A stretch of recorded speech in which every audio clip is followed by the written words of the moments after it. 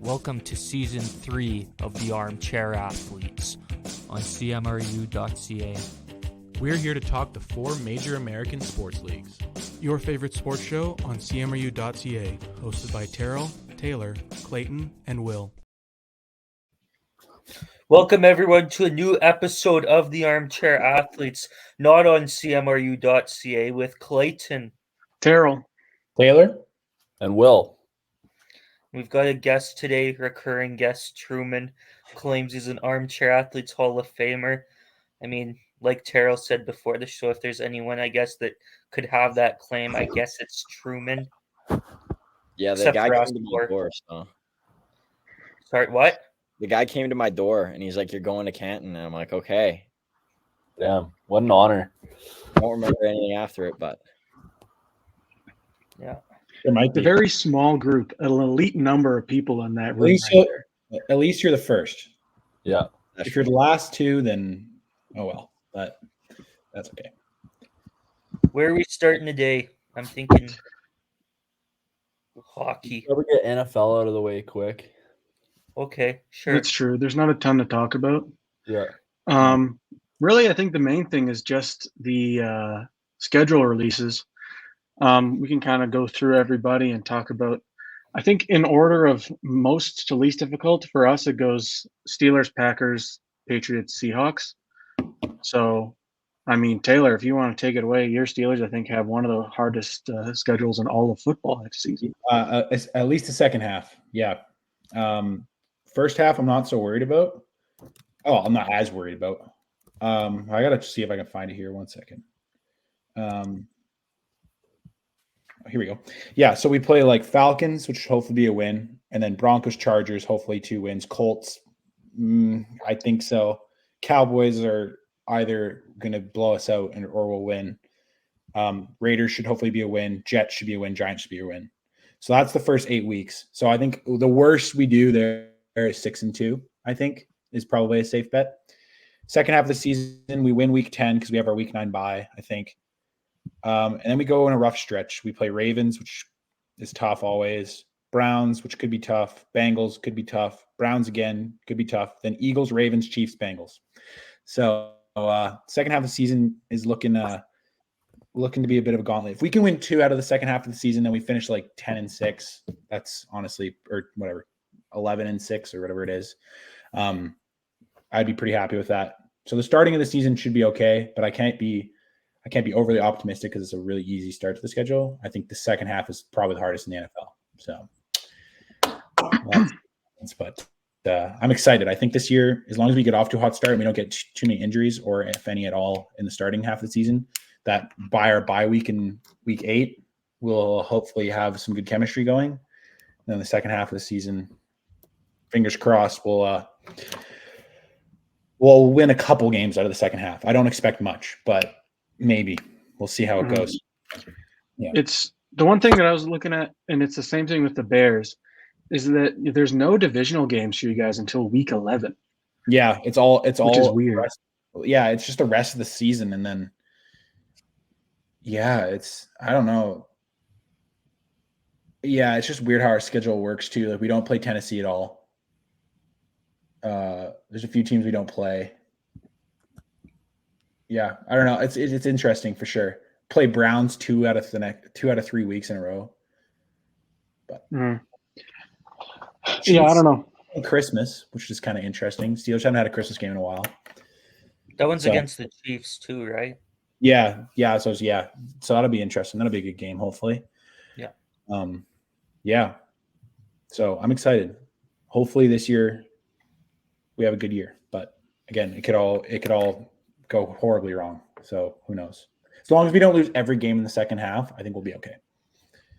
Fair. Next on the list, we go from the third most difficult to the fourth, the Green Bay Packers. Truman, how are you feeling?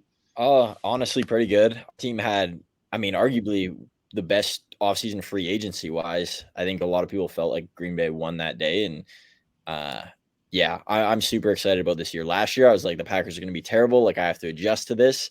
And then they went out and not only made the playoffs and went on a tear in the second half, but then won a playoff game against, I know like the Cowboys are chokers, but like they're a solid team on paper. and they demolished them. They dismantled them and then almost beat the Niners. I mean, they were in that game till the very end. And if it wasn't for Anders Carlson, who likely won't be on the team this year when he loses out in training camp, at least I hope, I think they'll be pretty good. I think we got a good draw with the Texans division. Outside of Houston, like I think the Jags, Colts, and Titans are all super winnable games. I would favor Green Bay in all of those. In the division, I think the Vikings will be pretty weak. I know they have some good pieces still with Jefferson and those boys, but when it comes to their quarterback play, it's going to be bad. And I think whoever Jordan Love matches up with, he's going to be better than in that sense. I think they're competitive with Detroit. Like Detroit's a good team. Do I think they can sneak one? For sure. But Detroit will be a tough matchup, and they'll sweep the Bears because they always sweep the Bears. And regardless of who's quarterback or who's on their team, it's just like we talked about with Toronto last week. It's inevitable. So I'm looking forward to my 2 wins against the Bears again this year. I think Green Bay has a chance at the division. I think I have them as the 5th seed heading in like my playoff prediction, which is way down the line, but I'm super optimistic. And I think they are, I don't want to say contender, but I feel like at the same time they are. I need to see this group play together because they're so different, but they have the pieces to get to Super Bowl for sure. Yeah. I think the biggest thing with the Packers is you can say that they aren't contenders, but the NFC is just kind of weak enough that really almost anyone out there can be a contender as long as you have like a pretty good quarterback. For sure. Because it's really just kind of like the Eagles and the Niners, I guess. And then who knows what's going to happen with the Eagles. The Niners are kind of just always up top there. But yeah, I don't think that's too crazy. Next up on the list, unfortunately for you, Will, the New England Patriots, the 8th most difficult schedule in the league by win percentage. So how are you feeling? Yeah, it's kind of BS. You gotta talk to your guy Taylor. Ask him what's going on. You know what's awesome? He doesn't even do it. It's just a computer. Little sneak peek for you. I don't know if I'm allowed to leak that or not, but oh well. Yeah, We're about to have the black SUVs pull up. Yeah, Roger Goodell's going to come out. No, I don't know. I it's not fully like that. I think it's all based on like it comes down to also like how like literally as weird as like travel. Like it's not all because of actual like yeah. It's logistics stuff. It's not a lot of stuff going on. Yeah. The Patriots, it's not looking good. Like betting wise, I saw that they're not favored in any game this season, which is a tough look. We get to go to London again, so I get to wake up nice and early to see a loss to the Jaguars. Low-key, I'm not praying because that would just be kind of mean, but maybe it ends up where Trevor Lawrence has to miss a couple weeks and we show up in London and face off against Mac Jones. And that would be hilarious. A little revenge game. But yeah, there's not really a game that I could see going our way. Well, obviously, I'm not going to go 0-17, but I don't know. It's not a good look. Happy to play the Niners. Might end up going to see them, which would be really sweet. But yeah, I don't know. It's tough to start off. Bengals, Seahawks, Jets, Niners, Dolphins, Texans. That division's unfair though to them. Yeah. Potential playoff teams. Yeah, exactly. So I think you can book it right now that we're last in the division. AFC East is pretty competitive, and we are not. So that's how our season's looking. I mean, it's kind of just like see what Drake May can do. That's what this season is. If he wins some games along the way. He's not going to start right He's away. not going to start? No. Well, he'll be called to start by like halfway of week 1, so it won't really matter. Everybody's trying to follow Green Bay out here. What's going on? Like, come on. Yeah. That's Jacoby Brissett is comparable to Aaron Rodgers for sure.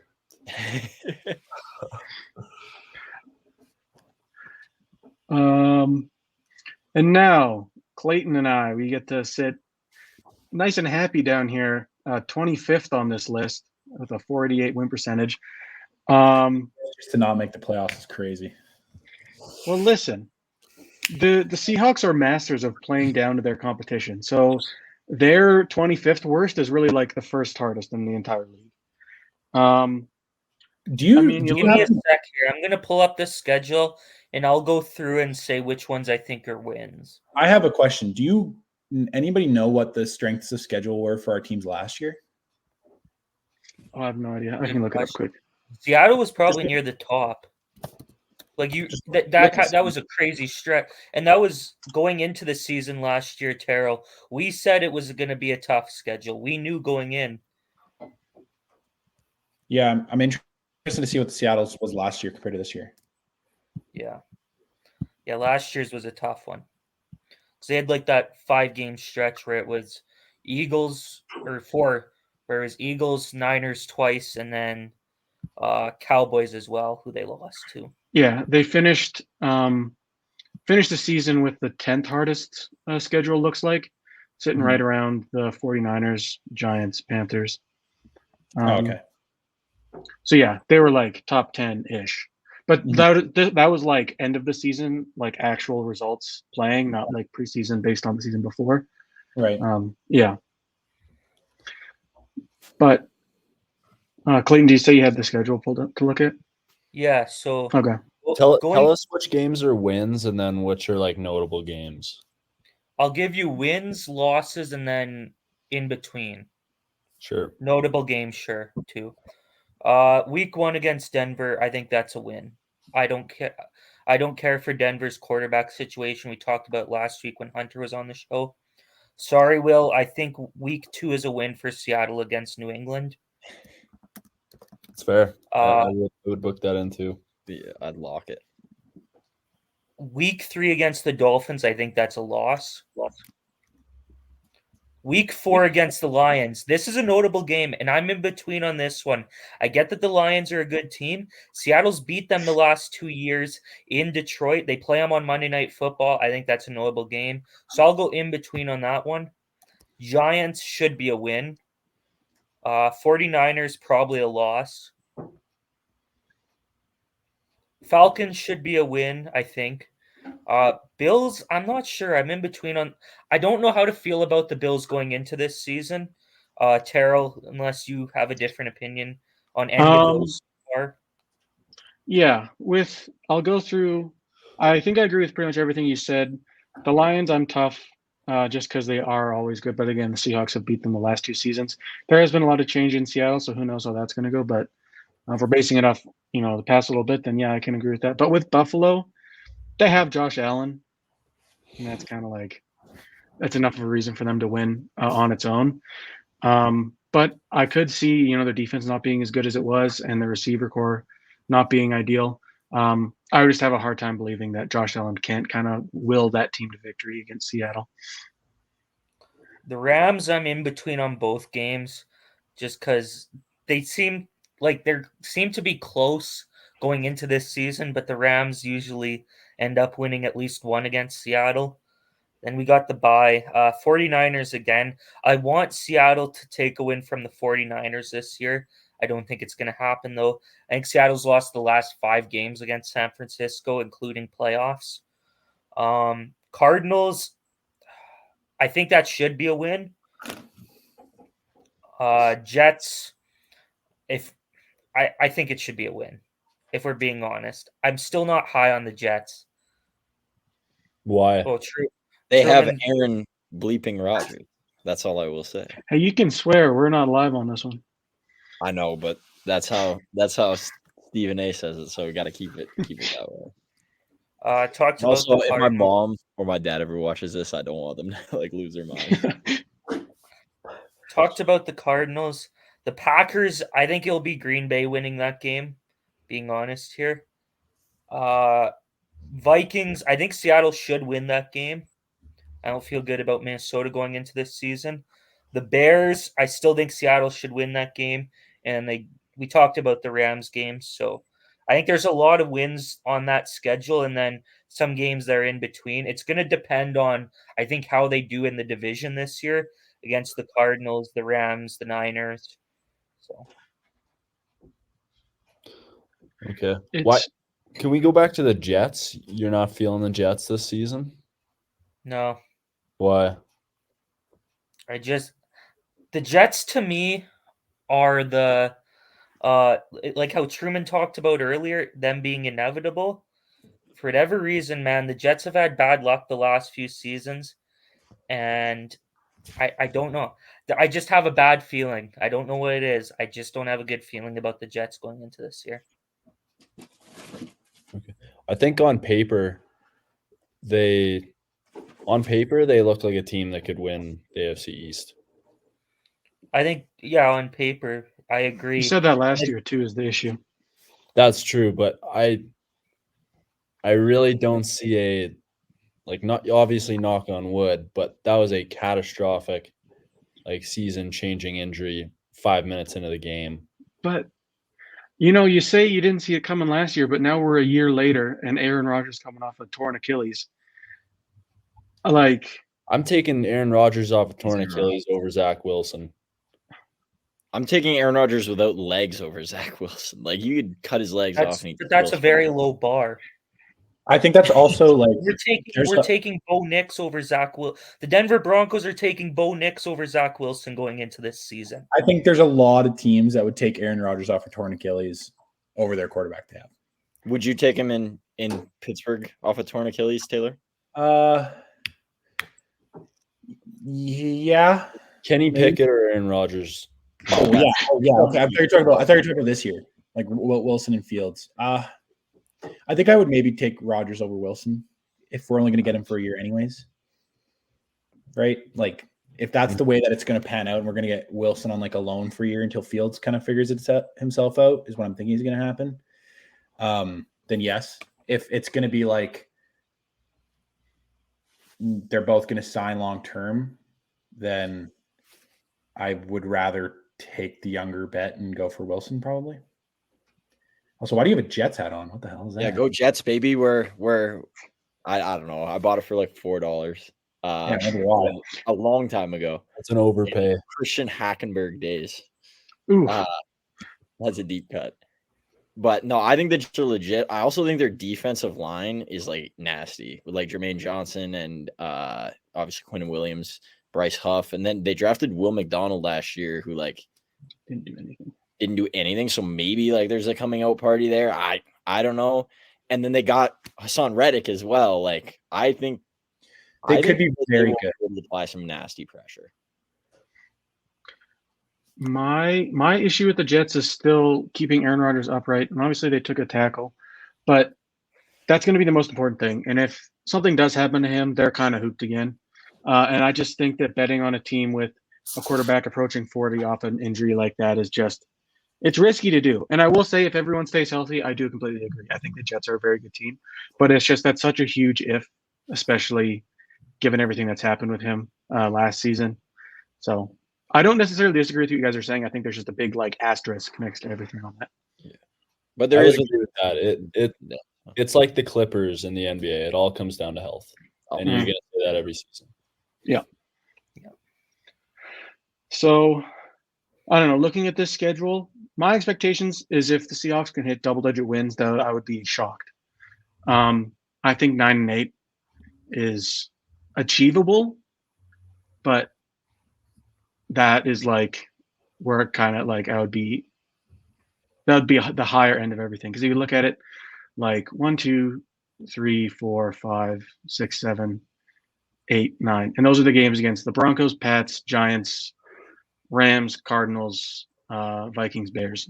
So there isn't like a ton of games in there. There are some really tough teams, and I think part of the reason that their strength of schedule is so low is they just are playing a lot of bottom feeders, but then the teams that they're playing that are good are like some of the best in the league. So obviously facing the 49ers twice in a season doesn't help. Who knows what the Rams are going to do? Like we said, they kind of always manage to lose to the Rams. But yeah, it's going to be a tough season. I'm just kind of hoping that we can see the defense at least make some improvements and the O-line can stay healthy, because when the O-line was healthy, they were fantastic last year. And when Uchenna Nwosu was out on the field, their defense was much, much better. So those two things, assuming that they are true, I'm excited to see what Byron Murphy can do. And I'm just very, very concerned about the linebacking core. That's my main thing with the Seahawks right now. Yeah, I agree with everything you said. So You still have some time to sign some people, maybe. So who knows? Who's out there? Yeah, but at this point, it's like who, True. maybe I don't think Jamal Adams has been signed yet. If they brought back Quandre Diggs to play safety, I would not be mad about it. They had their two biggest needs, and this was such a terrible draft class to need a linebacker and a safety, but those are their two biggest needs, and really they just haven't done too much to address either of those spots. So we'll see what happens. Bobby Wagner not being on the field for them, I think, is overall going to be a plus.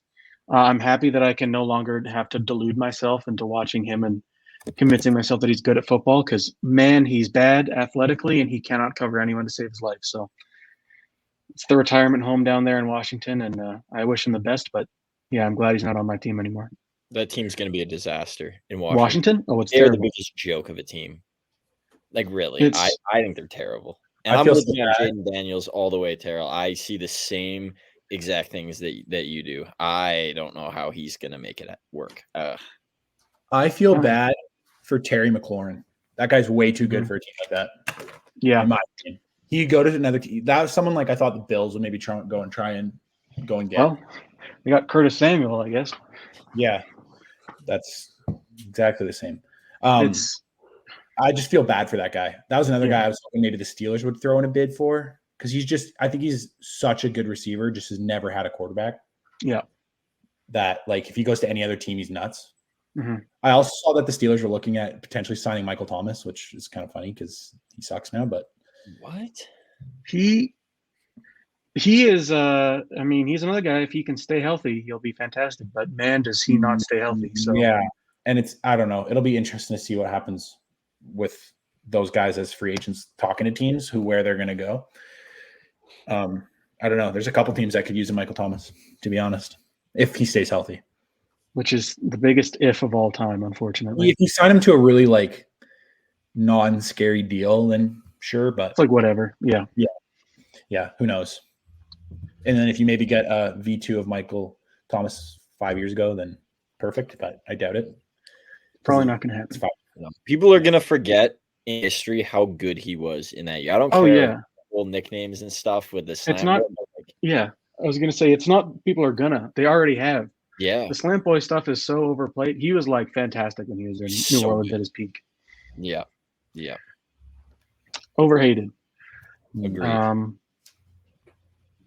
But yeah, outside of that, I don't think there's too much to talk about in the NFL. I have the Harrison Butker stuff written down here, but I feel like that stuff's been talked to death. So it's like, what's the point in even discussing it at this point? Rose for the week. Literally, yeah, that's what it is. Simple as that. It's beating a dead horse, deservedly so, but I don't know if we need to contribute to that at all. So unless you guys have anything else you want to say about the NFL, I think we can move on. Just excited for the season. Yeah, me too. I'm pumped. Yeah. Actually, one more thing, football related, not NFL related. The pickup of the new NCAA game has really been coming. We have all the trailers coming out, and I was going to say, how are you guys feeling about that? Quinn Ewers, my boy, on the cover. Dude, I think I might actually buy that game. I think I might buy that game day release. Like, for the first time I buy a game. Start a Dynasty League on there. We should. Ooh. No, I only ever buy FIFA on release. Just because it's my favorite game. But I think that might be my first game I buy on release besides FIFA, ever. Honestly. I'm hoping it's good. I'm really hoping it's good. I hope they do a good job with, like, legends and stuff like that. Like, Manziel would be just crazy. Yeah. My issue with any football game that comes out now, I haven't bought Madden in like 4 years because of this, is Ultimate Team and how much of how big of a deal it is in every game, and how it's kind of like fucked everything up for all these games. Because the biggest deal with the last NCAA game is just that the dynasty and picking some random ass school and just building them out. And if Ultimate Team takes kind of the front seat on this game, that's going to be really disappointing. So I hope that's not the case, but it's different developers than Madden and different studio, I think, too. So hopefully that won't be the case. Yeah. I think if they can come up with good ideas to integrate old players that aren't in the NFL anymore, but were crazy in college, or weren't that great in the NFL, but were crazy in college, and you make them into an ultimate team kind of style, it could be really good. I'm an ultimate team player. I play ultimate team on most of the games. That's my favorite game mode, but it's like a Marmite kind of thing for a lot of people that play sports video games, because you have to grind so hard to be able to get something that's not going to be good in like 2 weeks. But I don't know, at least keeps me occupied. So that's what I'm most excited for, is to see what they do, whether they do it well or not for the first time in like whatever it is, 5 years, 6 years, or no, 11 years. We're getting close to 10. 11 years. Yeah. I think it's got to be better than the last one, just purely off the way stuff is advanced. But I don't know, fingers crossed. I hope it's good. I will say, Terrell, just to your point, I hope it's not, like a pay to win in that. And that's what it's become. Like, I was talking, I think I mentioned to Will, like, I can't remember what we were talking about, but just like that Madden Mobile was like my middle school experience that I used to play it every day. And that whole game, which is one of my favorite games ever, just got ruined off of the pay to win system. So it's happened with Madden, and hopefully for a game that's coming back, that's not what happens here. So Yeah. I also like competitive gameplay stuff. So that's what I like about it. Ultimate Team stuff. But I can understand pay to win is tough for sure. Yeah. Yeah. I remember that right as soon as we were ending it, and I was like, we should probably talk about that, because it is, I don't know, I'm really excited for it regardless of what happens. So fingers crossed. Especially if they take another 10 years to make another one. Yeah. Goated Dynasty mode game, Retro Bowl College. Oh, absolutely. I play that. Yeah. Playing anything I want to play. Yeah, I used to like playing game. I used to like old 2Ks when you can download rosters with random players on it. That was always like, or you could do like college rosters and stuff. Those I used to do that all the time. Yeah, those are always good. Those are good pastime. I also like create a pro. I used to like doing that too. So I'll be interested to see how in depth that is, because that's one thing for FIFA they haven't changed in a long time, and it's not good. I hope that college football they do that well. So crossed. I Okay. usually find they don't have my hairstyle on the creative pros. Nobody No has hairstyle, Clayton. I wonder what that says, Clayton. I wonder what that says. I was going to say, if they had the Clayton Yates in there, you'd have to sue them or something. They're stealing your likeness. Yeah. Got to put you on the cover. Yeah. The Armchair Athletes edition of NCAA 25. Yeah. Yeah. Okay. Where do you want to go to next? Clayton, I know you said you wanted to start with hockey. Do you want to go there now? Yeah, sure. We don't have any winners and losers this week because it's not the end of a playoff round entirely. But we do have the news, of course. The news never takes a break in the NHL. First piece of news here, I guess it's not really news, it's more of an opinion, but I think the second round so far has been entertaining. The first round, there was a lot of matchups that like there was the one sweep between Rangers and Capitals, which is expected for a first round. But this second round, all the series have went to 6 games at least. It's been very entertaining. I've got one on here in the background. The Bees and the Panthers are currently tied at 1 in the second period. So I guess we'll just start with that series before this news becomes a bit old. But Panthers, they've got a 3-2 lead going into tonight's game. Chance to eliminate Boston at the TD Garden. And Jeremy Swayman was fantastic in Game 5 to keep the Bruins alive in this series. There's been some controversy in this series as well, because in Game 3, Sam Bennett I thought it was a bit of a cheap shot on Marchand.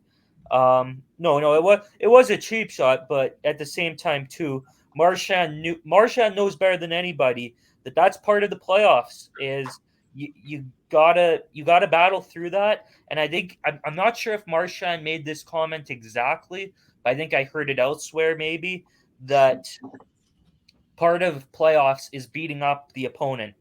And I think he said trying to hurt the opponent. Yeah. That's the quote that I saw. Hurt the other team's players is what I heard. Sure. So Marchand knows better than anybody, and I guess he's taking it on the chin. Not only the punch, but the I guess the situation as well. Taking it on the nose. Yeah. Man, I wish he got hit so hard that he got stitched up like Kanye, like jaw wired shut so that he wouldn't be able to say anything. That guy deserves everything that's coming for him. There's nobody that deserves it more. I'm Sam Bennett's biggest fan now. He to me is the perfect person to do the coin the phrase. You would hate playing against him, but you love him on your team. That's Brad I Marchand. wouldn't even love him on my team. Yes, He's a great player, but would. he's an idiot. Yeah, you would. I wouldn't. He's an idiot, man. I wouldn't like. He is. True. He's a great player. He's fantastic. In my opinion, top 15. Yeah. I don't like him either, and I'm never want him on my team. Wouldn't want him near my team, but I would love him on my team because he changes the game not only with his skill, but he changes the game in your favor on the mental side. So I think it would be beneficial, especially for the Maple Leafs, who are just kind of a bunch of little fairy princesses for the most part. So they weren't this year, but I don't know. Yeah, they weren't this year. They weren't. Yeah, Clayton. Yeah, they're still not. They led the first round in hits. They're still not the grittiest team of all teams every year, for sure. They're not. Yeah, not every year, but this year, different narrative. But no, I would beneficial to have him on your team. If you threw all the antics and his personality and who he is out the door, and you cloned a new guy called Marchand Brad, maybe I would like him based on his play style.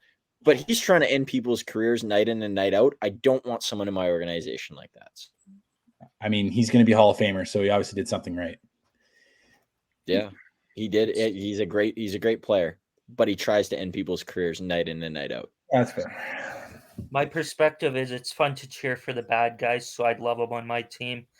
Continuing on here, the other piece of controversy in that series was a goalie interference call in game 4 it was, because it was Sam Bennett the game after he punched Marchand, scored a goal that tied the game for the Panthers, and he pushed Charlie Coyle into Jeremy Swayman and then scored the goal himself. And I was on a run of correctly calling goalie interference calls, and that ended my run, that play. Whatever. The NHL player review, whatever their name is, freaking 15 different syllables in their name. I don't know. Anyways, the people that review these calls, they do a great job. So you know what? Like, if they get 96% of the calls right, good on them. I wouldn't like to have that job. So, and then I think I'm on a losing streak now, though, because then the following game, when the Bruins had their game-winning goal on the goal from McAvoy, I also guessed that challenge wrong as well. I thought that goal was coming back as well.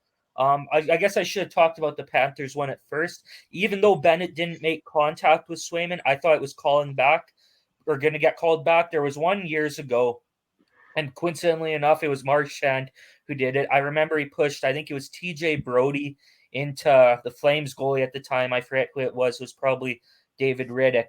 And then Marchand scored a goal, and the goal got called back. So ever since then, I've kind of thought that if you push a player of the same team into the goalie, that it's going to get called back as well. But I guess not. But like I said, I got the second one wrong as well. But I guess that just goes to show that in the end, the calls all equal out. And if you pay attention, you'll notice that. So there's no need to chant "Ref, you suck" when a call doesn't go your team's way. Don't be that fan. The only type of fans worse are those that run Draisaitl less SCO accounts.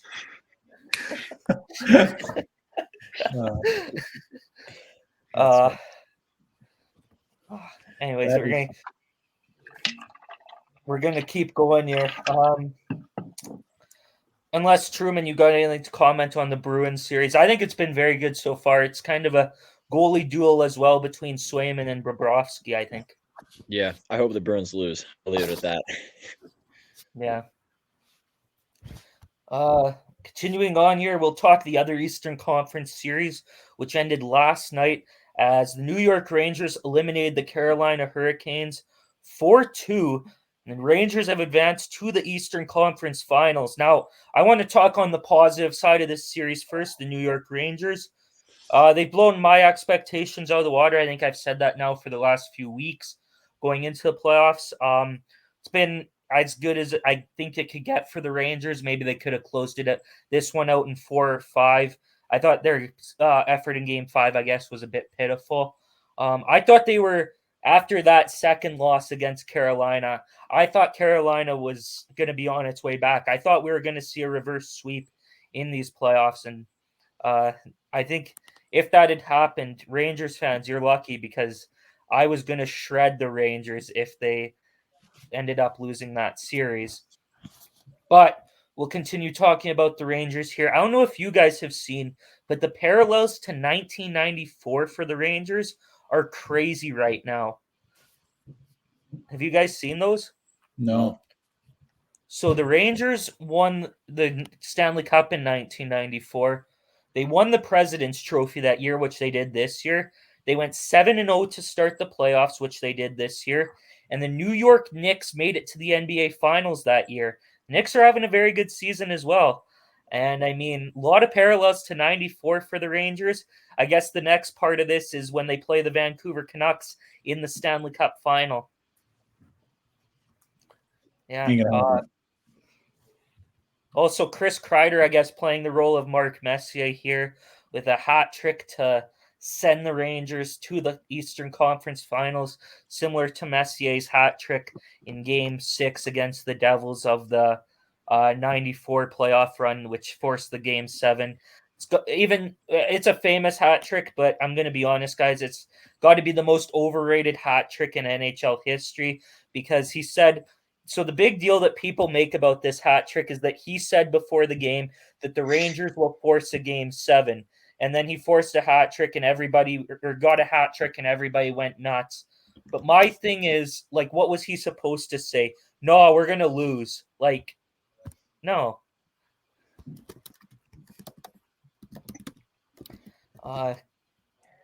Truman, I know you and I were talking Carolina. I guess we were texting back and forth about them. I have it written down here. They once again fall short in the postseason. And I've seen the comparisons of this team to the San Jose Sharks, and I think that they're pretty close comparisons. The one argument I would make for the Sharks, they usually had a superstar. It was usually Joe Thornton. And I don't think I'd be underrating Joe Thornton here if I said that they didn't have a superstar. Whereas Carolina, that issue that I've been harping on now for a while, once again, I think costs them in the end. Yeah, I think you predicted this for a couple of years in a row there without the superstar, and Aho is, yeah, I think I at one point I would have believed that he is a superstar, and now I don't think I can lean that way as much. He just doesn't. He's not a game breaker. Like he doesn't have that big moment kind of ability where he can just completely take over and you're like, oh my goodness, look what this guy just did. And now that's limited in the league. Like there's not a whole lot of guys that can do that. I can maybe think of 13 or 14 guys that can do that.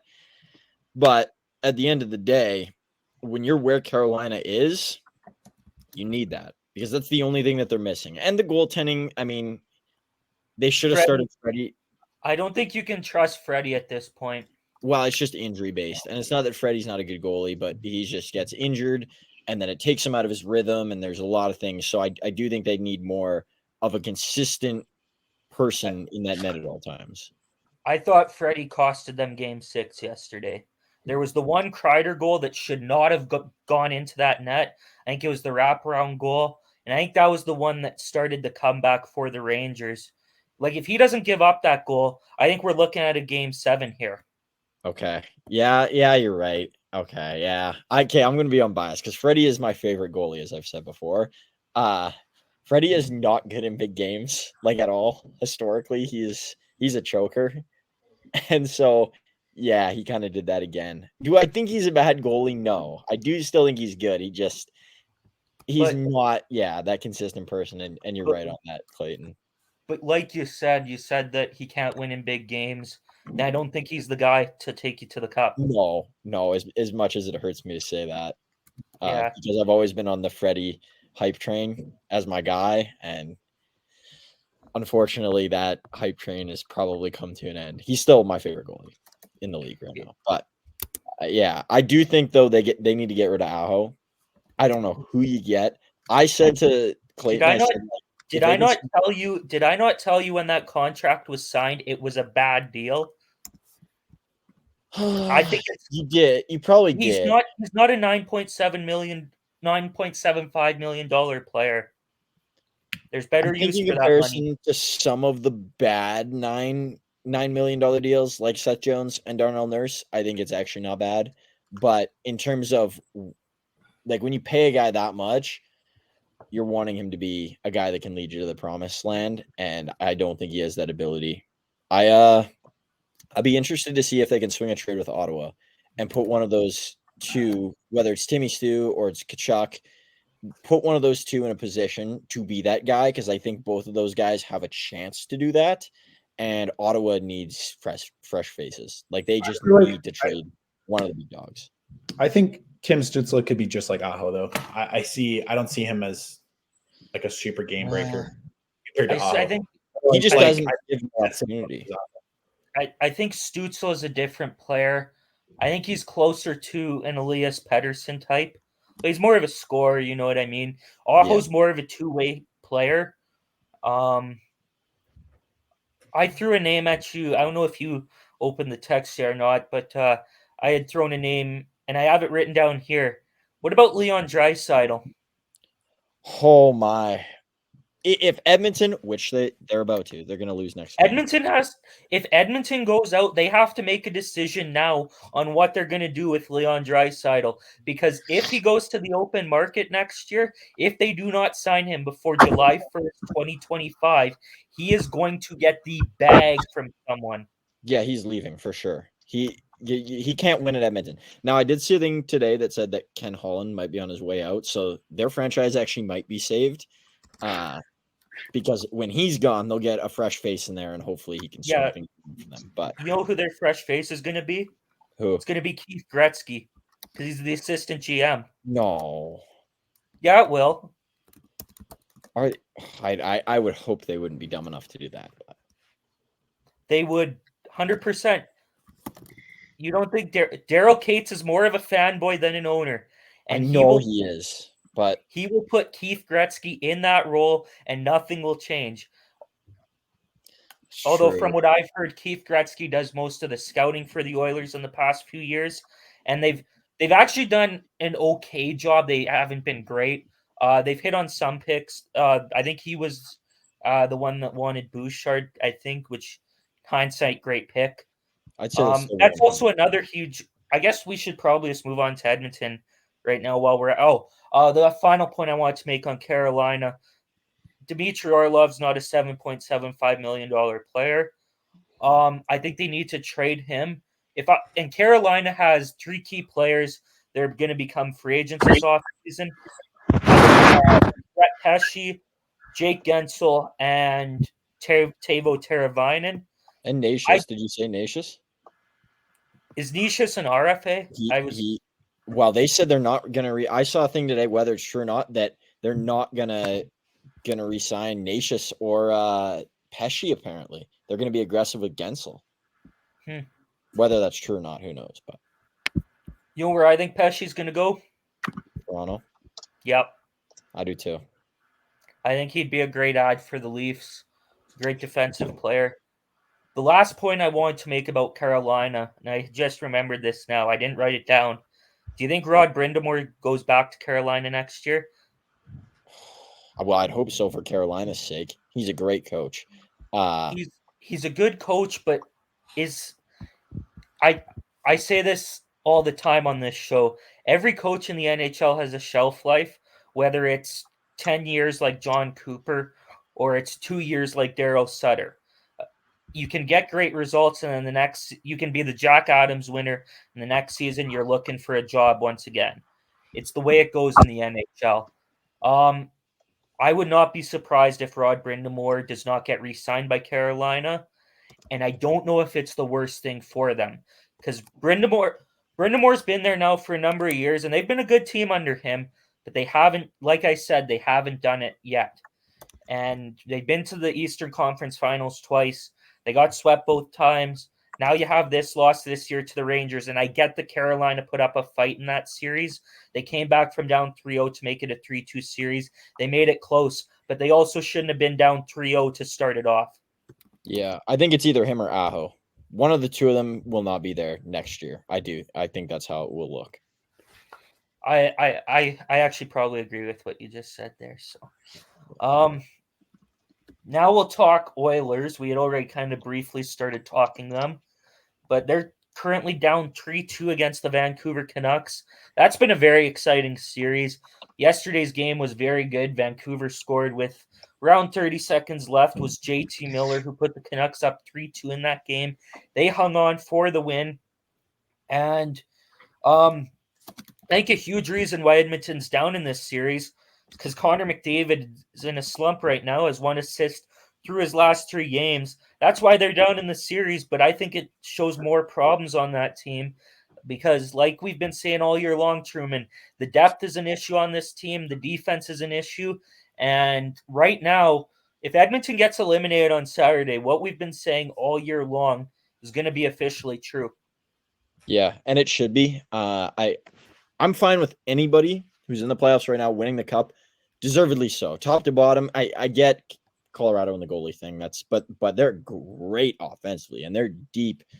And they probably won't beat Dallas. But anyways, all the teams that are still in are well built, well worthy of being in that discussion for the cup, except for the Edmonton Oilers, because they are built by a child. Like I could go on 2K or 2K NHL and make that roster in 2 seconds with any team. Like it is, wow, you have 2. Hyman's good too. They have 3 players. It's similar to the Leafs actually in a lot of ways. People never point that out. But people just love, I don't know, there's this haze with the Oilers because they have McDavid and their goaltending is terrible. They're starting Calvin Pickard right now. He actually played okay last night. Hey, don't you be talking bad about my boy Picks. I met him years ago. He's a great dude. He's 32 years old. Stuart Skinner ain't, like we've been saying, is not that guy. You're already paying Jack Campbell to sit in the minors, and you have Cody Ceci. I mean, he doesn't even know what a hockey stick is, let alone he doesn't know how to play hockey. I mean, their defense core is in shambles against a Canucks team that's beat up in goal. Like Schlivas, he's played okay. He had the one big game, but he's just played okay. And they've had. I don't think you can take that away from him. No, he's played a couple good games, but he's not great. And they've had this rotating cast on their 4th line with this Carlson guy and you name it. That Eamon or whatever, he was in the lineup. And they've had some issues, quite frankly. Hoglander's been off a little bit. And Vancouver's still beating them. Pedersen's not been on his best. No, he's looking, yeah. Him, Aho, and Marner are all in the same tree. Those 3, when it comes to playoff performance, they're all the same. Like, they're identical. But anyways, yeah, back to the Canucks. They haven't been at full power, and they're still making the Oilers look silly. And yeah, Edmonton's got to tear it down in lots of ways. And it will start. It will start by, I mean, you can't get rid of Nurse, but by getting rid of whether it's Nuge or it's Evander Kane, some of those guys, just to get them off the books and try and free up some money and, yeah, get a goalie. But it's not looking good for Edmonton, and I can't stand them. Yeah. No, it's not looking good for them. Credit to JT Miller, too, because it's a huge reason why Connor McDavid hasn't been scoring in this series. Has been matched up against McDavid, doing a great job. And it seems like there's a player every year when the Oilers lose out that's matched up against McDavid and does a great job of shutting him down. Last year it was William Karlsson, And it ended up being, I remember Jay Woodcroft, I think, admitted to not putting Connor McDavid on the ice at the same time as Carlson. And at that point, I thought the Oilers lost the series, because why wouldn't you play Connor McDavid against anyone right now in the NHL? Why would you be scared of that matchup if he's supposedly the best player in the league? But I guess we'll continue on here. Trying to see if I had anything more that I want to say about the Canucks series. Oh, Phil DiGiuseppe, he scored yesterday after missing games 3 and 4 due to his wife giving birth. I agree with Terrell here. Everybody's saying how great of a story this is. He shouldn't have been missing games 3 and 4. You're a real athlete. You're out there on the ice. That's all I'm saying. Would LeBron have been on the ice? Well, no, he would have been on the floor. I got him. We had this discussion last week. I said if LeBron was having a kid and it was the playoffs, he would have split himself into 2 people. So he could have been with his wife at one point and then on the court of the other. It's just that simple. I don't know why anyone else also plans it so his kids were all born in the off season. That's called dedication, folks. That's all I'm saying. Smart, actually. I think that's a crazy argument to have. Just so that people don't get mad here, we're joking. It's yeah. It's a running joke on the show. Segment. We're getting the Gilbert Arenas cosign after this episode. If we had Skip Bayless in here, he would agree with that for sure. He's scared. Not the LeBron take. Oh. I guess the last series to talk about here. Dallas, they're up 3-2 on the Colorado Avalanche. Avs won a big game 5 the other day to avoid elimination. They were down 3-1 in the series. Cale Makar had a great game. Took over that game for Colorado. Truman talks about players that can take over a game. That's certainly one of them. He's amazingly talented. But I think the bigger story in this series is the news that came out before Game 4. Val Nichushkin, he has been suspended by the NHL till at least November. He's been placed on stage 3 of the player assistance program. And so from what I had read, stage 3 means that he violated the terms of his agreement when he was in stage 2 of the assistance program. And Dallas ended up winning that game. Colorado looked lifeless in that game, for being honest here, and I don't really blame them. You get tough news that day, and Jared Bednar, I believe he found out right after morning skate. So it's not a lot of time to adjust your game plan going into it. Nichushkin's been a key player for this Avalanche team through the first round and a half, has 10 points through 8 games in these playoffs for Colorado. I think Nichushkin's not only done for these playoffs, I think he's done as a member of the Colorado Avalanche. I don't know if they can, I'm not sure what the rules are, if they can trade him while he's in the player assistance program or not, but I don't think you can bring him back to this team. You heard what, you guys probably all saw what Jack Johnson said after that game, where he said Nichushkin made his choices. And I guess I should probably say this, because I don't want to completely rag on the guy. Addiction is a very serious topic. It's a very serious thing. And I feel for him. I hope that he can beat these demons that he's going through. He's a fantastic hockey player, and there's no denying that.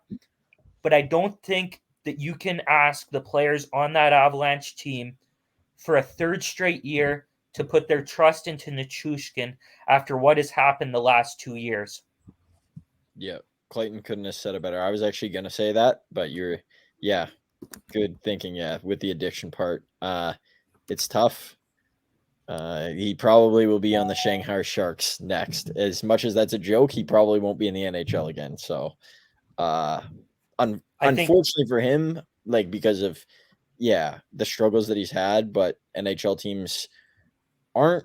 I mean, I guess the NHL more than most sports aren't quick to forgive. I guess they did with Kuznetsov, but you think about some of the things that have gone on in the NHL, and things way more serious than this, of course. But yeah, you get labeled a certain way and aren't often offered redemption. So I don't think he's done in the NHL. I think somebody's gonna trade for him or pick him up. I don't know whether Colorado can terminate his contract or not. I think they But can. Yeah. I'm not. Can they do it while he's in the program though? I don't think so. Is Because that Carey Price. They did with Arizona did with what's his name? The guy that used to play for the Flames. Ruzicka. Ruzicka? I think they terminated him. I But think was there he in the is program? I believe so. Yeah.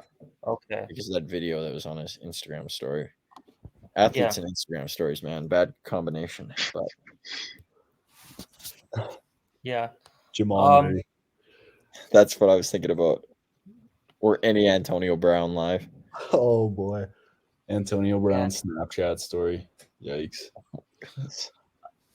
I was gonna say though about Nichushkin, like I think somebody's gonna pick him up if he can beat these demons that he's going through. He can be a fantastic add to a team. He is a playoff performer. He's proven it these last proved it in the 2022 run, proved it this year. Like if he can stay clean, I think he'll be a fantastic add for a team. But I guess we'll just have to see what happens in the future. I don't have a DeLorean, so I can't say for sure one way or the other what's going to happen. But now for some more news, Rupe Hintz, he's out for Game 6 with an injury. Missed Game 5 as well. Oh, the last thing I was going to make on the Dallas point as well. Wyatt Johnston is the breakout star of these playoffs, I think, so far. If I'm the Dallas Stars, I'm signing him long-term this offseason. I believe his contract is either up this year or he has 1 year left on him. Either way, he's still eligible for an extension. I'm signing that guy long-term because doing it as soon as possible because the more games this guy plays, the more money he's going to be demanding. And I'm not signing him to a bridge because otherwise you're just delaying the big contract down the road. Yeah, what's the number, Clayton? What number do you think they're going to give him right now? 8x9. That's what I had in my head. Yeah, I would do exactly that. The Atlanta Braves are in baseball are leading the next century of how to sign players and how to structure a team, and that's pay young players long term early. And I completely agree with that. That is exactly what I was going to say. I've talked about it so many times on this podcast last season when they signed Strider and Harris Jr. or Harris III. And I was going to say that's like such a good strategy. It doesn't really matter what it is because even if it doesn't pan out, the earlier you sign someone, the better that deal is going to look if it's bad. Because Ozzy Albies, they did the same thing to him. He hasn't been fantastic. He's been very good, but he hasn't been like kind of what people were expecting, I don't think. And if you would have delayed, that money's worth more. He's going to demand more. But if you get big contract like that out of the way as soon as possible, the inflation is going to be better and they're going to demand less money. So it's such a solid strategy. I don't know why more teams don't kind of follow that. I don't know. It's working for the Braves, and yeah, I mean, if I was the Dallas Stars, I'd do the same thing. If only the Jays had kept Alex Anthopoulos. That's a topic for another. You don't have to remind me, man. I'm going through enough. Connor Ingram won the Masterton Trophy. Great story there this year for Arizona. I don't know if you guys have read his story on he had revealed his battle with alcohol a few years ago, and then he entered the player assistance program and I guess battled through his demons and I mean killed it this year in net for the Arizona Coyotes. Great story. If anyone's arguing about the Masterton Trophy, get a life. It's basically like it's like the comeback player of the year award in the NFL. Like if you're arguing about the comeback player of the year award, like there's so many guys that are deserving, but like there's no need to argue over whose story is better or worse. There's another one. Oh, Jacob Trouba won the Mark Messier Award for leadership. I find this award hilarious because there's no voting. It's just Mark Messier decides. So like Messier is a former Ranger himself. And I mean, I'm not going to, because I think a lot of this has to do with off ice leadership. So, I mean, Trouba is probably very deserving of the award. But I've seen a lot of comments on him winning this award, and they're pretty funny. I think the funniest one, my buddy said that he leads with his elbows more than anything. Next one here. Oh, last piece of news. Truman, your Toronto Maple Leafs have hired a new head coach, Craig Berube. I think they got it right. I don't really like. There was a couple of other candidates out there. I guess maybe they could have went Jay Woodcroft. But I like Craig Berube way better as a coach. I think he's a former winner. Took that St. Louis Blues team to the Stanley Cup in 2019. What do you think of this hire? I'll start off by saying I think they should have hired Joel Quenneville, but we'll leave it at that because I don't want to get into that again. I think he's the best candidate out there by far. But happy they didn't hire Jay Woodcroft. That's another thing. Can I say that I'm actually worried? Really worried. Not just because it's the Leafs, but because they did this same thing with Randy Carlyle so many years ago after he won a cup with the Ducks. And then that like crash and burned. And Randy Carlyle was a terrible coach for the Leafs, although he got us to the playoffs that 1 year. But it doesn't matter. You're going to have a new coach by the same time next year after you lose in the first round again. So I don't really know why it's a big deal, but that's okay, Taylor. Have fun in that basement, my friend. I'll take the extra couple years. Give it a couple years. Give it a couple years. We haven't waited 60 years. How many coaches have you gone through? How many coaches have you gone through in your lifetime? More than any other. In my lifetime? Okay, Maurice, Wilson, Horacek. It doesn't. You don't have to name them. Quinn, be here all night. Babcock, Carlisle. Who am I missing? My point proven.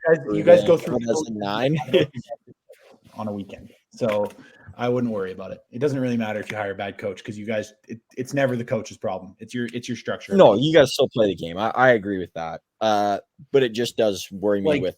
You've had good coaches in the past that have done well post Maple Leaf career / before, and whenever you get to the Maple Leafs, I don't know if it's the pressure or what, or it's probably just the players, which is probably what it actually is, because they just go through coaches like it's going to be the coach's problem, and it never ends up being the coach's problem. So I don't know. He was like the third longest serving head coach in all the NHL like this season. So I mean, they don't really run by chance. Yeah. And also, none of their coaches have had success after they've left. Name one, other than Paul Maurice, but that was way back in the day. Paul Maurice. Carlisle has been a coach a few times since, no? He never got a job after the Leafs. Oh, yeah. He sunk the Anaheim Ducks. He did. Anyways, I just – it doesn't really matter. You guys hire new people all the time. You hire new front office management. You never do anything about the players, which are the people that are trying to win you the hockey games. You just fix everything else. So – that's my opinion. I hope, honestly, I'm not a Maple Leafs fan. I hope you guys make changes in your actual team, because you can't say that you guys don't beat around the bush a lot.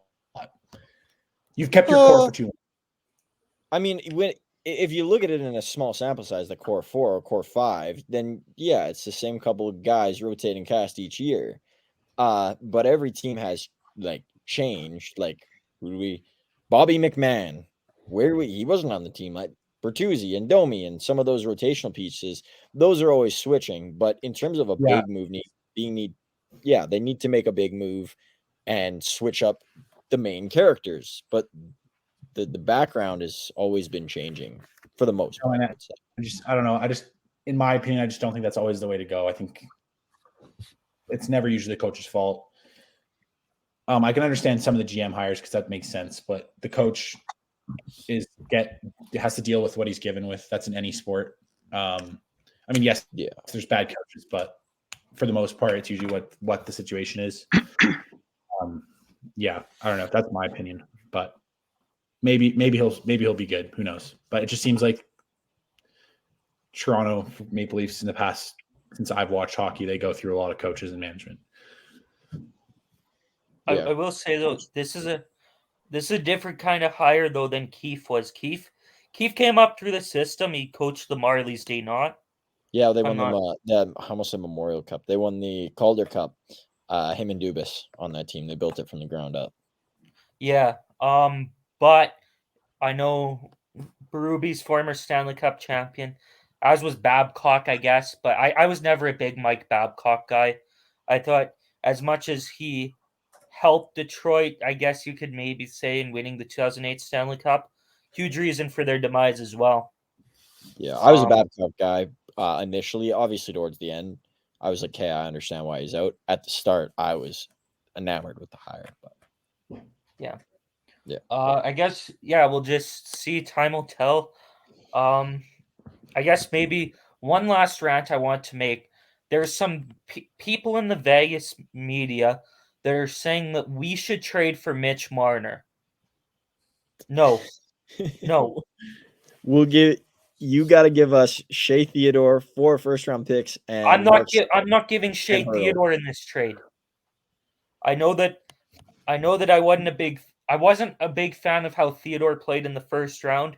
My thing is, I think Shea Theodore's inconsistent. One day he looks like a Norris Trophy winning defenseman, and the next day he's making you turnovers that cost you a game. I wouldn't give him up in a Marner deal. I'm not a Mitch Marner guy. To me, he's not a playoff performer. And I've seen people saying there was some Vegas I forget which guy it was in particular made the comparison to Jack Eichel. Oh, they're in the same league. Yeah, for sure. Sorry? They are very much in the same league. Like, very much. No. Marner is actually better than him by a mile, but anyways. No, Like, it's one of not those close. guys. No. Playoff Eichel has ice in his veins. Playoff Marner He's played in the playoffs once in his career. twice.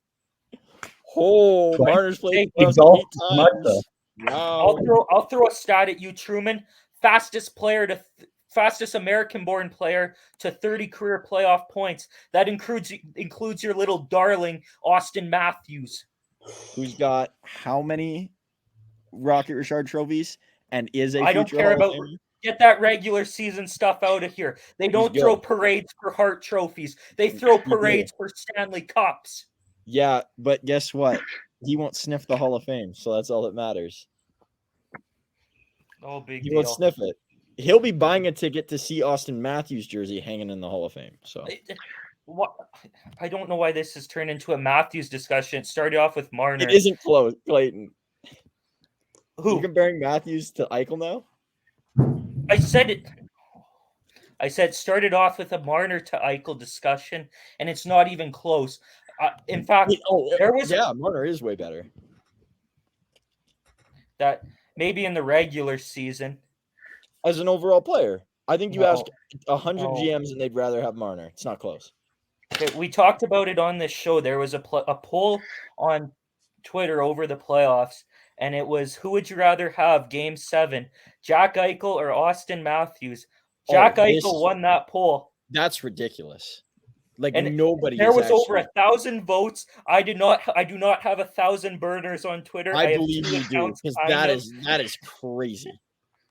You'd rather have a guy that's been a point a game, never in his career, or a guy who's almost been a point a game in just goals. What about point a game in the playoffs?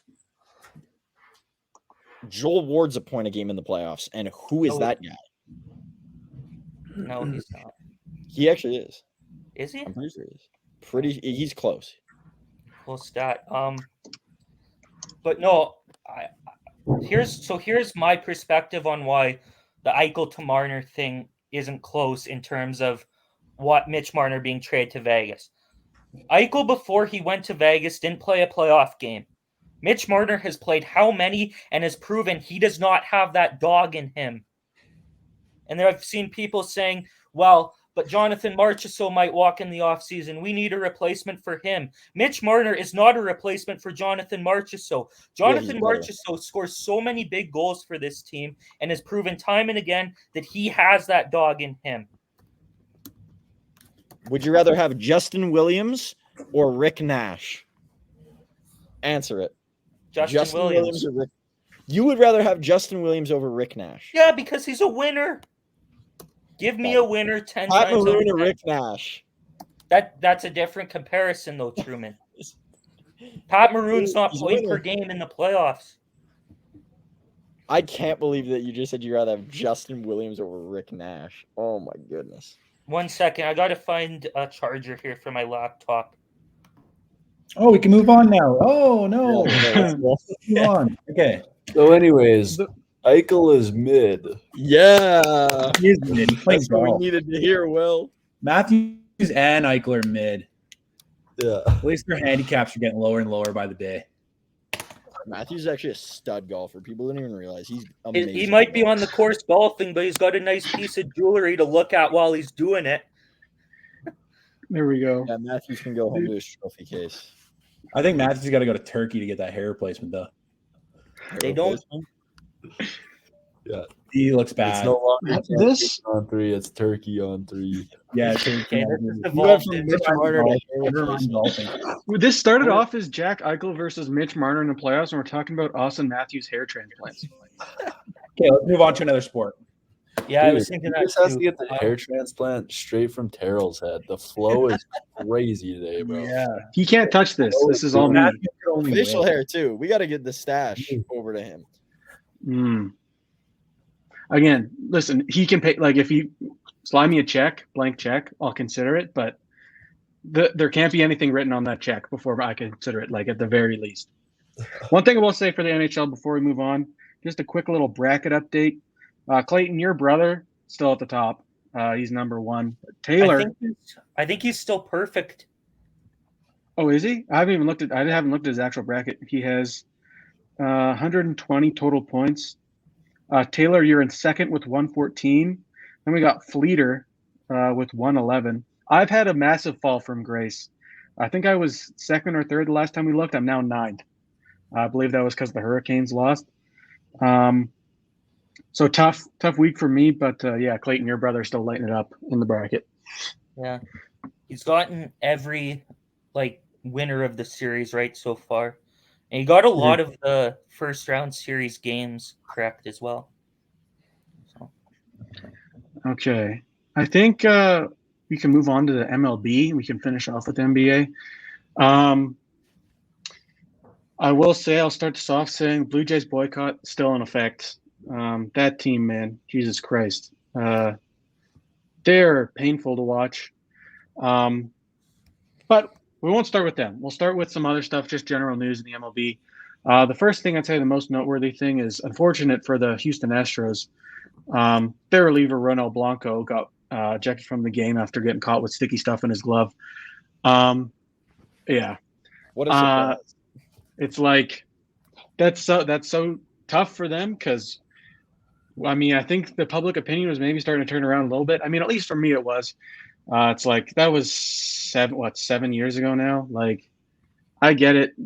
That was terrible. I think just about every team that year was probably cheating in some form or another. The Astros are just the team that got caught. But like, this perception is going to follow them forever. Anything that they do for the foreseeable future, they're going to get shit for it. That's just kind of how it works. So I don't really feel bad for them or for Blanco, obviously. But one thing I will say is that the MLB's foreign substance policy check stuff is like super inconsistent. Not with the check itself, with the ejections afterwards, because you'll see guys a lot of the time, they'll get the check from the umpire and they'll be told, go wash your hands or go clean out whatever. Then they'll be allowed back in the game. Blanco was ejected immediately. There have been other guys that have been ejected immediately. So I don't really know if there's like a rule or like some sort of limit on what permits you to stay in a game and get kicked out immediately. But I just wish that there was some consistency there, because it seems a little bit odd that in some cases guys are allowed to wash their hands and come back, and in other ones they're ejected immediately. So that's tough. Another thing, just some general MLB news, is that Baseball Savant, they've released bat speed analytics, which is pretty cool stuff. It's really not anything that's too shocking, I will say. Truman, Giancarlo Stanton, unsurprisingly, the king of bat speed, 80.6 miles an hour on every swing. The only guy in the MLB to average 80. I think next highest is O'Neill Cruz with 77 point something. I think the number to be considered like a fast swing is 75 and up. So Stanton, man, he can Where's swing that Vladdy on baseball there? bat. I'm curious. Where's Vladdy on there? He was right around that 75-mile-an-hour range, I think, like just above it. But I mean, we're talking, if we want to go down to the bottom of the list, Luis Arias is the last in the league, which is unsurprising. He's not a power guy. He hits for contact. Joey Votto's down there if they got him. Well, he hasn't swung in the major leagues. He's been Oh, I guess MIA since he rolled his ankle in spring training. So who knows what's happening with him. But yeah, Luis Arias, average swing speed of 62.4. So we're sitting at 18 miles an hour difference between Stanton and Arias, the top of the list from the bottom. I will say that, like, this doesn't really do anything for me. It's just cool to kind of see numbers for this to quantify some of the stuff. It's not like suddenly players are going to be seen as much better hitters because of their bat speed. Matt Chapman's top 10 in bat speed. He's god awful. So, and then like Isaac Paredes of the Tampa Bay Rays is bottom 10 in bat speed, and he still hits home runs. So you have to apply it with some context. I think it's just cool to kind of see some numbers thrown out there. The least cool thing is that the Blue Jays, unsurprisingly, the lowest average bat speed in the entirety of Major League Baseball. Now, if you would have told me that before this came out, I would have said, yeah, no, that makes sense, because some of the guys when they're out there, man, looks like they're swinging through water. Alejandro Kirk and Justin Turner especially. It's just, they are a frustrating team to watch. And not only that, but the fan base, man, sometimes they drive me nuts. We got a lot of anti-analytics people for whatever reason. I don't know if it's just because we got a bunch of old people watching these baseball games. But online, wherever, they hate numbers. Anything that's not like win-loss or a home run is like nerd numbers for them. Doesn't really make sense to me. Vlad gets a ton of hate. Don't know why. Bo gets a ton of, like, kind of in the middle. You kind of see it split. But he seems to get a pass from a lot of those people, which I don't really understand. But perhaps the worst part for me is Jordan Romano being treated like he's some sort of bum. I hate how much the Blue Jays fan base hates Jordan Romano. It drives me insane. He has inarguably been one of the best pitchers in all of Major League, or best closers in all of Major League Baseball. He's going to have some dirty innings. He's going to have some kind of shitty performances out there. But boy, is he going to get you a save when you need it. He's had 11 blown saves since 2021. I think out of, it's like over 100 save opportunities. I think 101 is the number he's sitting at. So sitting over 90%, that's a very elite number. I think the guys he's up there with are like Emmanuel Clase and Josh Hader, sorry. So he's been great. Obviously, he was getting some shit because he blew the save against the Orioles the other day, which is tough. But to point the finger at him and not at the offense, which has, again, been garbage since forever, to only give your pitching one run of run support there in that 2-1 game and then have a walk-off and blame the closer is just so stupid to me. So, yeah, it's continue to be a frustrating team. They keep, like, bringing me back in occasionally. Last week was right after that one Phillies win. And then right after that, it fell apart again. So obviously they had the win earlier in the series against the Orioles. But yeah, this is just a tough team to watch right now. And the fan base isn't doing itself any favors. I will say that if there's one bright spot on this entire team right now, it is Yimi Garcia, who has been probably the second best reliever in all of baseball behind Mason Miller. I believe he had his season ERA down to like a Hold on. 0.052. Don't disrespect Clay Holmes. He's got a 0 ERA this year. He's fantastic too. How many innings has he pitched? That's a good question. I don't know how many innings he's pitched. I just know that I don't know. I'm not. That's not like some gotcha. I don't know either. I know that. I wasn't trying to get you, but I just had. Yeah, no, yeah. I've been a Clay Holmes respecter, man. I think he's fantastic. But yeah, it's like, yeah. But yeah, he's, I think, 17 innings pitched with a 0.52 ERA, and like his advanced numbers and kind of expected numbers are in line with those stats. Not like he's just getting super lucky. So he's been fantastic for them. Pretty much every time he comes into the game, it's a scoreless inning, and that's just kind of what you expect from him at this point. So shout out to Yimi Garcia. I think that's kind of it for the Blue Jays. I've just been so not tapped into baseball this season. The Blue Jays just make it tough to watch. So I don't have a ton of regular stuff from the MLB, but Truman, if you have anything you want to talk about. Go I was ahead. just gonna give you a Jays update right now. They actually just scored 2 runs in the bottom of the 8th. It's 4-2 against the Rays. For the Rays. All I was gonna mention about the Vladdy part, because you said like I don't know why he gets more hate than Bo. From like an outsider's perspective, and I'll take my Yankee side out of this too, because I know he hates on the Yankees all the time too. Understandable. But I think it's because like Vladdy just has this ego to him, and he is cocky. Like he rides a high horse, and he talks a big game. And for me, I've always respected Bo so much because he's just like super even keel, and he doesn't say a whole bunch, and he just plays ball. And Vladdy is I'm going to win the MVP. I'm going to hit 50 homers, and he doesn't ever let his game do the talking. And so I think people are kind of, when you don't perform to the standard that you keep preaching that you're at, people will start to hate. And I think that's what's happened with Vladdy is they're like, you talk too much. And that's why people didn't like Bryce Harper for so long, was because he talked a big game and he was cocky and he yelled at umps. But now people actually kind of like him because he actually backs it up. So I think that's the difference, at least from an outside perspective, with Vladdy and Bo. I can see that argument. My biggest thing is that within the fan base, we barely have any good hitters on this baseball team. And Vladdy's been one of the very few good hitters on this team. So to see Bo, who's granted passed a little bit, I think the last 10 games he's been hitting a lot better than he was before that. He's brought his average up quite a bit. But Bo was like terrible. He was god awful to start the season. He was below 200 for a long time, kind of floating right around that range. And Vlad in the past little bit was like a 900 OPS and was batting like 350. So my issue is that, yes, Vlad is cocky, and like that's fine when you're playing well, but obviously he's not playing well. But no one on the Blue Jays is playing well. No. So I think it's just maybe the explanation really is just that he's like the easiest target maybe on that team because he does talk. But when he's one of the few people on the team that's producing offensively, and there's so many guys that aren't, especially guys like Bo who have set that high expectation for themselves, leading the AL in hits and having this high average, batting over 300, to then go into the next season and be 100 points lower on your batting averages, it's tough. And I just think Vlad kind of set the expectation for himself with his talk, and Bo did it with his numbers. And I think people just gave Bo the benefit of the doubt, and maybe he will turn around. But I think people just gave up on Vlad too early is another thing. So again, if both of those guys turn it around, I'll be incredibly happy. I'm not some Bo hater. But he's just been tough to watch. And again, he's been turning it around recently, and hopefully the streak continues. But the start of the season, his at-bats were just god-awful to watch.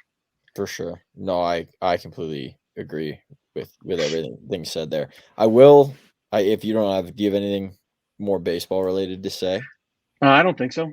Okay, I got one shout out, and they still suck. The Rockies have won 7 straight, which I think is comical. They're still like in second last. But yeah, the Rockies, like, they're not good, but Elias Diaz has played really well this year, as he did last year, and like Ryan McMahon has played pretty solid. So those two have been really cooking for the Rockies lately offensively, and somehow they've won 7 straight. So there's the Rockies recognition on this show for this year, because they probably will not get mentioned again. But good thing you did it, because I probably wouldn't have done it. So that would have been the only time ever. The 2 runs that the Jays scored was a 2-run homer by Davis Schneider, who we talked about at the start of last year. A different Schneider. How have they not pulled the plug on him yet? I can't. I'm not even a Blue Jays fan. I despise the Blue Jays, but I can't understand it for the life of me. And I don't either. I think it's that Ross Atkins knows he's on a short leash, and the next GM that goes, he's going to go with him, because you've gone through 3 managers to this point with Gibby. Oh my God, I'm blanking on all of them. But he's gone through 3. Montoyo, yeah, and now John Schneider. So I don't know where he's got this long leash from. I think when it comes to pitchers, he's had a good track record, but offensively, it's not the same. Part of that is just guys underperforming, especially this season. But this team has consistently been way below expectations for the past few years now. And eventually something's got to change, whether that's in the players or the management or ownership, whatever. Something's got to go. And I think as soon as one of those guys goes, the other one's going as well. So I'm still pro getting rid of Atkins and Schneider. I think that at the moment with this team, they aren't going to win. And the sooner they blow it up, probably the better. Unless we see like it's going to have to be a generational turnaround from this offense for me to believe in them like at all. And it's going to have to be consistent for a string of weeks. But yeah, I completely agree. I don't know why John Schneider has been fired too, because not only is it just inconsistent coaching and bad decisions, but the lineups and not having Davis Schneider higher. The one thing that I saw, I think last week, was he's top 10 in the league in on base percentage since he came up in August of last year with like a 398 on base or something. And they have him batting like sixth and seventh. I think he's sixth again today. And every time George Springer comes back, he hits first and is just a black hole at the top of the lineup. And obviously, it's not like the end of the world that, George Springer is first, because it's not like he's getting a billion more at bats than Schneider every game. But it's just looks so bad when a guy who's getting on base almost 40% of the time is hitting seventh, and a guy with an OPS that would look like a good batting average is hitting first. So I don't know. This team's frustrating to watch, and pretty much anything you can say about it is going to be negative.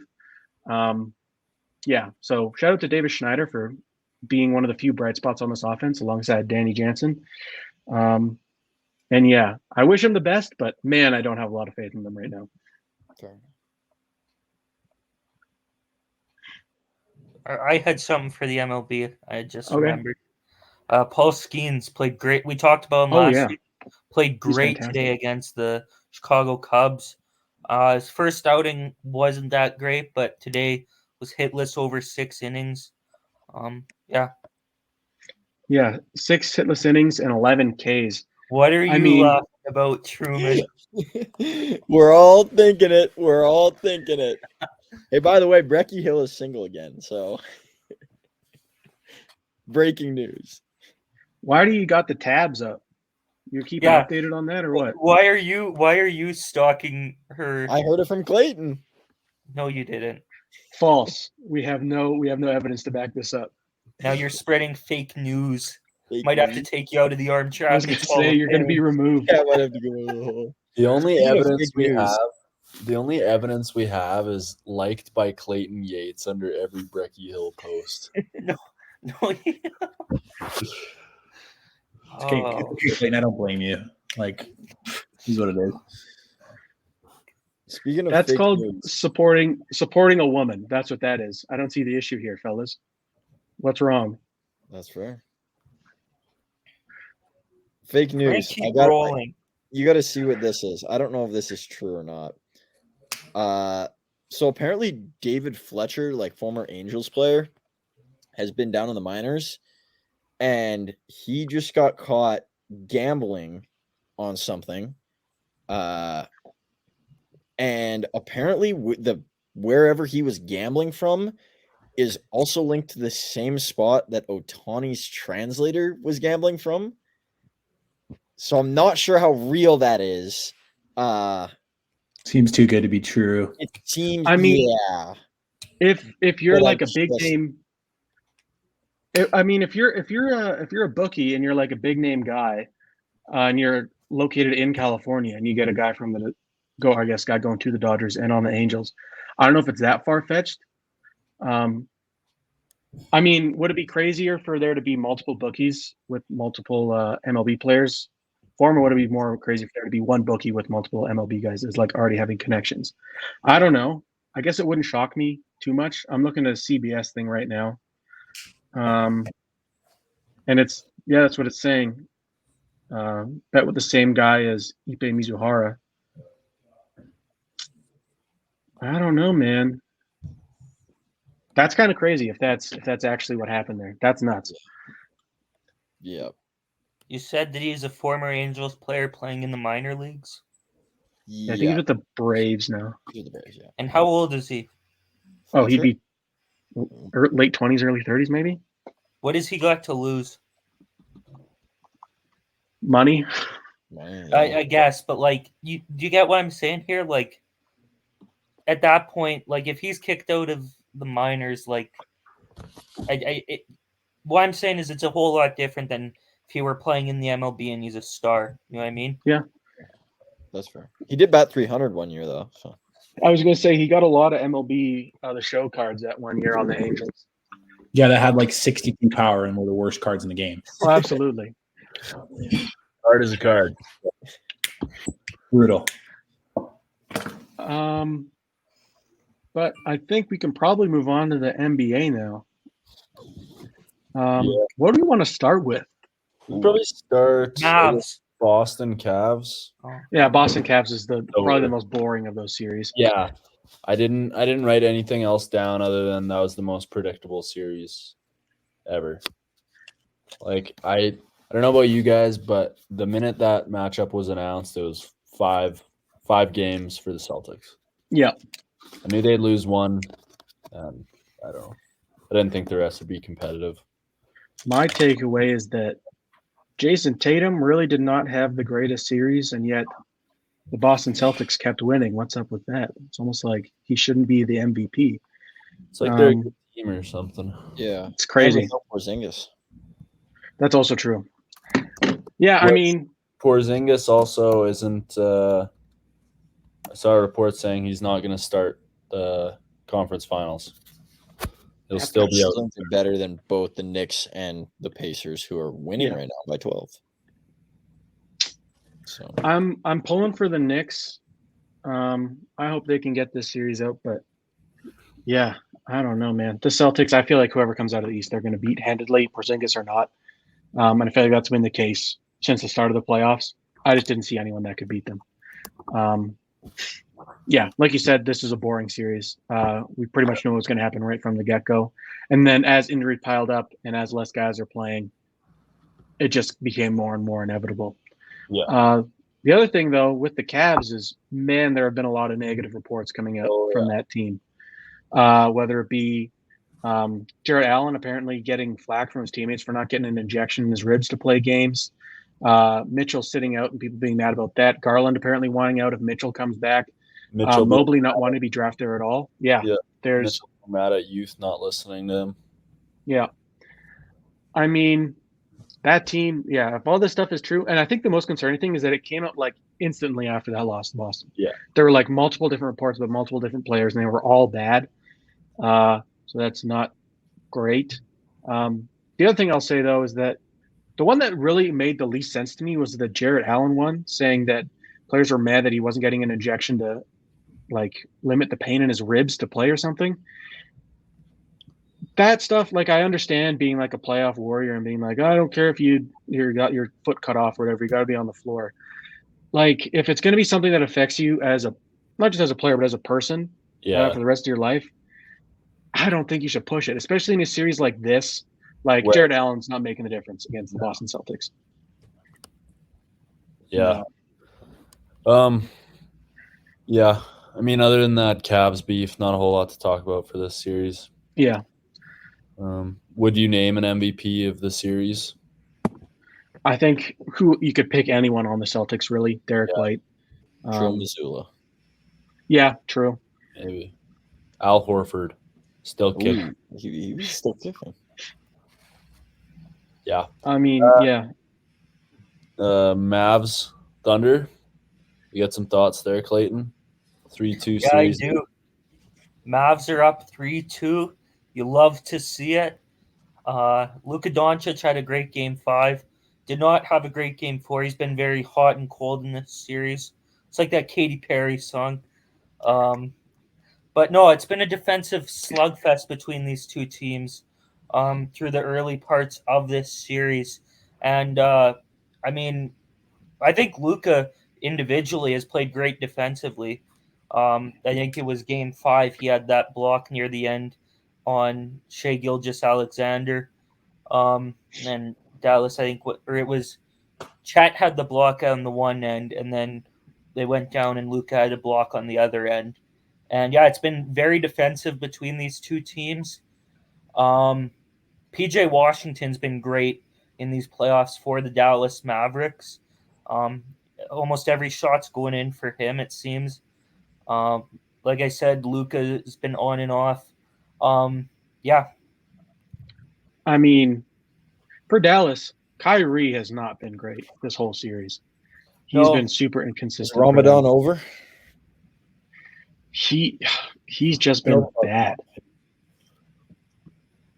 But then it comes to the clutch, and he just returns to being Kyrie Irving. When you need It's a inevitable. basket late fourth, he's there, which is Yeah. good, especially in the games that Luka hasn't been there. This is kind of what they wanted when they brought in Kyrie, to have that late scoring option, or that second option aside from Luka. Mhm. So yeah, he's been awesome. And Yeah. to your point, PJ Washington, like the Mavs deadline pickups between him and Gafford, Huge. Jeff's kiss. Like Gafford's been great defensively for Dallas as mhm. well. Yeah. Well, I think I said this to you earlier, but like the Mavs before were like a team with two superstars and nothing else. They got some depth. They got some guys who can ball now, and they are a legit threat. And I think in my bracket, I did have them going to the finals. I will not tell you who my winner was because they've been out of the playoffs for a long time.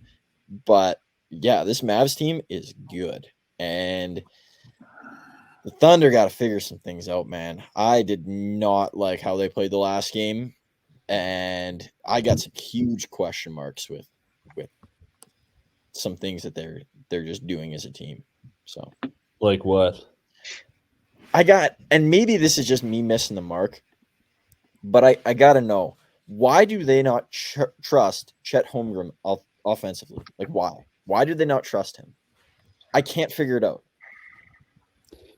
Yeah, because he is like, every time I watch him like take over on offense, it's like kind of that Wemby effect. Like, man, this guy's massive, so tall, like lanky, but he's a point guard, and he can have that elbow jumper. He can space the floor from the three, but they kind of just delegate him to being that fifth guy on the floor. And he's not a great rebounder compared to what he's facing. Like, I watched the Mavs just slaughter the boards last game, and he's going to need to gain a little bit of weight in the offseason, just like any player would. But at the same time, I can't figure it out. I watched Kaysen Wallace and Isaiah Joe and even Lou Dort shoot 100 threes, and they weren't going in. And Chet, he's just waiting down low to see if he can get a one-on-one, and they're not giving him the darn ball. And so that bugged me the entire game and throughout this entire series, that they just are not using it correctly. And I get they want to play this like stacked, as people have said, AAU style team where they just give the ball to anybody and anyone can score. And sometimes that works. But with Chet, you got to allow him to, like, this is going to sound dumb, but like spread his wings because they're just keeping him in a box right now. And it's frustrating to watch. One thing I will say about them, and I've said this, I think we kind of all said it, is that, yeah, they're too small right now. That's been their biggest weakness to this point, rebounding and interior defense. Then the other thing is, despite how many talented guys they have on the team, it's just not quite deep enough to get Josh Giddey out of that starting lineup, which is really unfortunate for them because he is a negative, like, just in general, offense, defense, wherever you do. He can pass. It feels like Mark Daignault is just playing Josh Giddey just to keep him like in a rhythm. Like, he's not really out there in any role, like in any positive role. He's just out there just in case. But what rhythm? It's exactly. Like, if you got to get out there for rhythm, and he's just like bricking threes and not playing defense and looking unathletic, which is what he does most of the time anyways. Oh, the defense is terrible. It's like, why is he out there? And like, yeah, this OKC team, I think they do have a lot of good depth guys, but the issue is, like, who are they going to put in instead? They kind of go through the rotation already. But I think, add a couple more pieces this offseason, another center, they're real contenders. But I just think Josh Giddey can't be like a starting part of this lineup. Maybe he can be like a good facilitator off the bench, but he can't start on this team. Like, that's such a negative. Lose the ball last game, and Luka came up to like sauce him with a move when they were transitioning, and he didn't even have he had his back turned to him. He was standing flat-footed, not even moving, and Luka's like, "Oh, I guess I'm just going to go around this guy and then have a clear odd man break coming up." And So I think he's bad. I know he showed signs like early in his career that he was good. I will say from the moment he was drafted, I thought he was a terrible prospect. I didn't find anything good with his game, and he actually surprised me a lot. I was like, okay, maybe I'm really wrong. But now everything that I kind of saw as him coming into the league is now standing out. So I can't say I'm surprised. I was more surprised that he was actually a factor for a while there. Mm-hmm. His issues have been what they've always been. He's unathletic and he can't shoot. And if you're unathletic, can't shoot, can't play defense. If you can't do any of those three things, like what are you doing? And the answer in his case is not very much, which is tough for them because he's just a ball stopper when he's on the floor. So once Giddey can get out of there, I have a lot more faith in this OKC team. But until that happens, I don't trust him. But speaking of OKC, our baller of the week, Shai Gilgeous-Alexander. He's been fantastic. 31.7, 8 rebounds, six and a third assists in 3 games.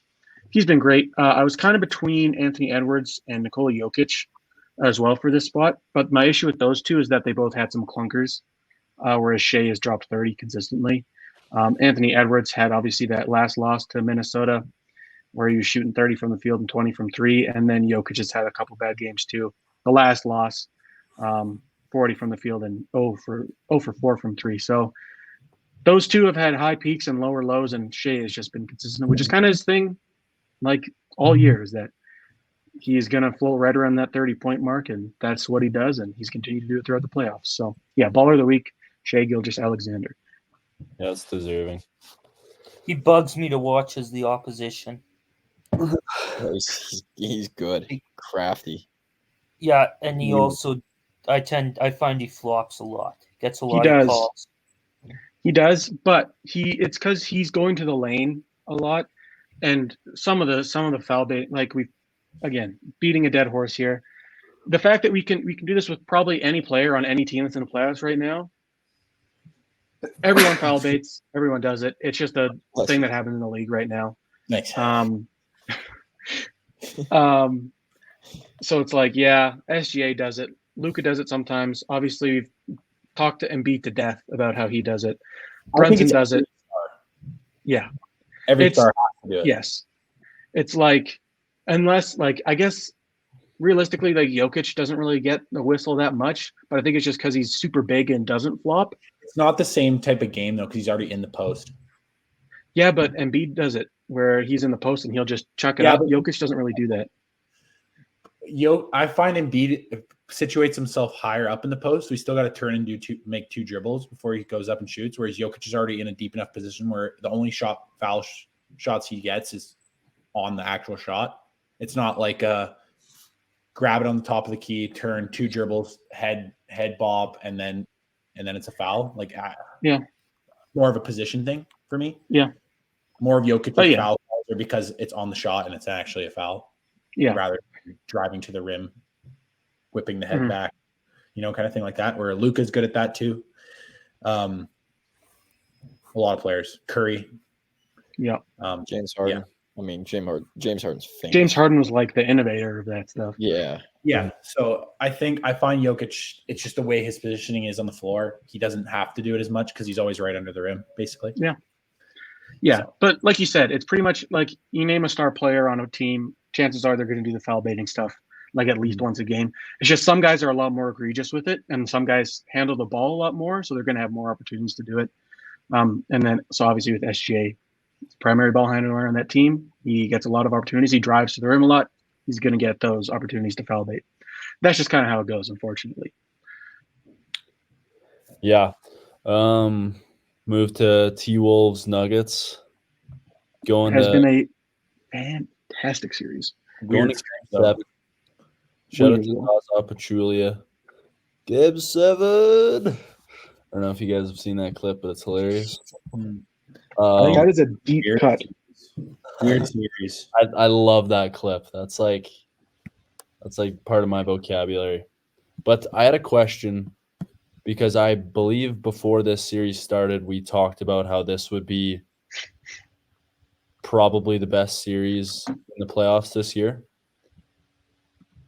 but it's been a weird series. Do you think it's held up to that?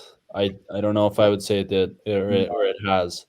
Like, I because don't think so. yes, it's going to Game 7, but it hasn't felt like a 7-game series. It's been a weird 7-game series. Like lots of blowouts. Yeah, Lots of games where either team didn't show up. Like Nuggets scoring 70 points in the game is pretty bad. that's absurd in 2024. Yeah, in any time in history, 70 points isn't a lot. Yeah, I don't know. Interesting series. It's really, it's just that I think this is what I said still applies. It's just that there have been tons of games where one team shows up and hits their shots and the other team doesn't. And there haven't been a ton of games where both teams are hitting their shots. Yeah. So it's just been inconsistent shooting from both sides all series. That was the case last night. And it's been the case all throughout this series. But what I will say is that at least we saw the Nuggets come back, because this very easily could have been a sweep or a 5-game series with how the Nuggets were playing. But they just found their shooting stroke after game 2 and really turned it around. I don't know, man. This has been a fantastic series. I think both stars on each team, Anthony Edwards and Jokic, have had like fantastic games. Obviously, Jokic had that 40-point, 13-assist game. I think it was the first time anyone's ever dropped 40 and 13 with no turnovers in the playoffs. I mean, he's unreal when he's out there and performing at his highest level. And then Anthony Edwards, too, has been incredible. Obviously, in that loss to Denver, he dropped 44 and did it super efficiently. So both of these guys have been fantastic all throughout this series, and they've been great to watch. So I'm super excited for this Game 7. I kind of want to see if we do continue to see this inconsistent shooting or if it kind of evens out for each team. My biggest concern for the Timberwolves is that if we see another Anthony Edwards kind of clunky, inefficient shooting game like we saw in their last loss, that's going to be really, really bad for them. And with the way he's been hitting his jumpers, I just don't know if it's super like if I would bet on him still being that efficient. Like he hit 62% of his threes in that 44-point game, and he's hitting pull-up jumpers at like an obscene rate. It's like MVP Steph Curry level on pull-up shooting. I just don't think that's sustainable for him, especially for a guy that didn't do that in the regular season. But until he stops doing it, you can't write it off. I don't know, man. I'm just excited to watch this Game 7. I also think that's the Nuggets' game plan, though, to have him shoot those jumpers, because obviously Anthony Edwards' game is at its best when he's driving to the rim and making those athletic plays. So I think you can live with him taking jumpers, or at least that's how they feel, and just hope that it's an off night. Yeah, I think so. Terrell, you go first. Okay. Well, I was just gonna say I think part of it is doubling Ant, tripling Ant a lot of the time just to try and get the ball out of his hands like as fast as possible. Because for all of his strengths, he's really not the best playmaker. I'd say that's his biggest inconsistency on offense is the passing. And so far that's worked in the games that they've won, but obviously that isn't something that you can do consistently. So when the Minnesota guys show up and hit their shots, that is not a recipe that's going to work for the Nuggets. But when they don't, obviously, just blitz and like every time he touches the ball, and hope for the best. But yeah, like this series, I don't know if I would bet on his jumper ever being off. Like he had that one game where it was not good, but other than that, he's been spot on. So I don't know if there's quite simply, I just don't think there's a way to stop it. You kind of just got to hope that Jokic can outscore him on the other end and the shooting can be there. And then he can have a clunker on offense. But I don't know. Both of these teams, they've been fantastic. The Nuggets kind of pulled it together on defense throughout that 3-game winning streak too. A lot better than they were in the first 2 games. So as much as it kind of has felt like a weird series, I think it's just that both teams have been super inconsistent and that their defense has just stepped up. Much more so in the Nuggets case than the Timberwolves, because the Timberwolves are fantastic on defense all year. So yeah, it's been a great series. For sure. Yeah, all that I was just going to add is I think for Ant, like in this next game or in the playoffs the rest of the way, like he's such a gamer, but when his shot isn't falling, he's got to accept that he just, like if we learned anything from Jimmy Butler over the years, it's when you're not getting what you want in terms of shooting, you just got to drive and try and draw contact obviously you want to look for the hot hand, but for Ant, I think sometimes when you're someone who's competitive as he is and game breaking as he is, you can tend to try and do too much. And so I think, yeah, that accepting where your game might be, obviously, I think he's going to continue to shoot the lights out, like you said, Terrell. But if he does get into a situation where it isn't that, he's just got to kind of trust where the game's leading him instead of trying to force it. Mm-hmm. That's a good point. I think it's just for him, it's going to come down to recognizing when he isn't playing well and being able to pass and access other facets of his game. Because if we can see Anthony Edwards that is a good playmaker and can pass out of those double teams consistently, at that point, it's like, how can you stop him? Because I don't really think there is a way, unless you have like the best defensive guard like ever on him. I just don't think that's the case. And it's kind of the same thing that, although kind of inverse with Jokic, where yeah, he's a great scorer, and when his shot's off, he's just that good of a passer that he can still kind of run the offense through that. And he has that other thing where he does become unstoppable on that offensive end. And if Anthony Edwards can on tap, being a 8 assist a game, 9 assist a game guy, and just be a good passer out of those double teams, yeah, he's going to be fantastic. Yeah. Move on to the last series here. New York and Indiana. They're currently in game 6. Indiana's up by 7. It's been a tough night for Brunson. Not efficient. He's only got 8 points, 2 assists.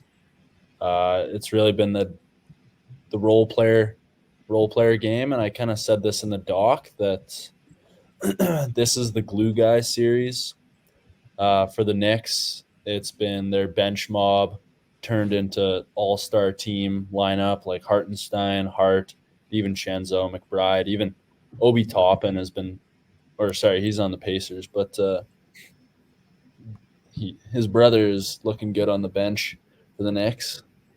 But yeah, then Jacob Toppin, dunk contest participant. Man, Alec Burks might as well be on the bench with the way he's shooting. 0 for 5.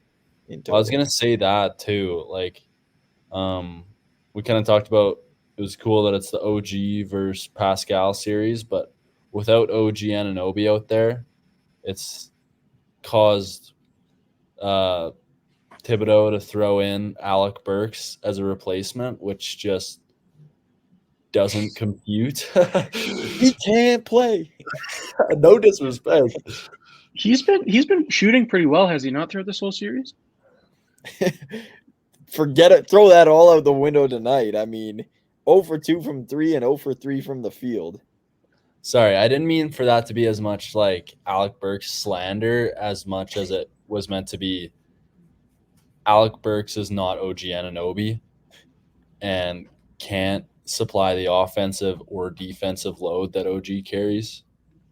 And so I think if OG is in this series, like past game 1, I don't think this series is still going. Clayton was offended by the Alec Burks slander. Clayton is an Alec Burks truther. Secretly New York Knicks' biggest fan. Secretly like Vegas's 4th assistant GM or something. That's why he's a fan. Yeah, I mean, I hope the Knicks pull it out. I don't know. I really like their team. They're fun to watch. There he is. My Wi-Fi cut out. But I mean, if they don't, you can point to the injuries for the Knicks as the biggest reason that they lost if you're a Knicks fan. And you can say that next year is going to be our year. And that might be one of the few times where a team can say that or a fan base can say that. And I might say, yeah, you know what? I think you're right.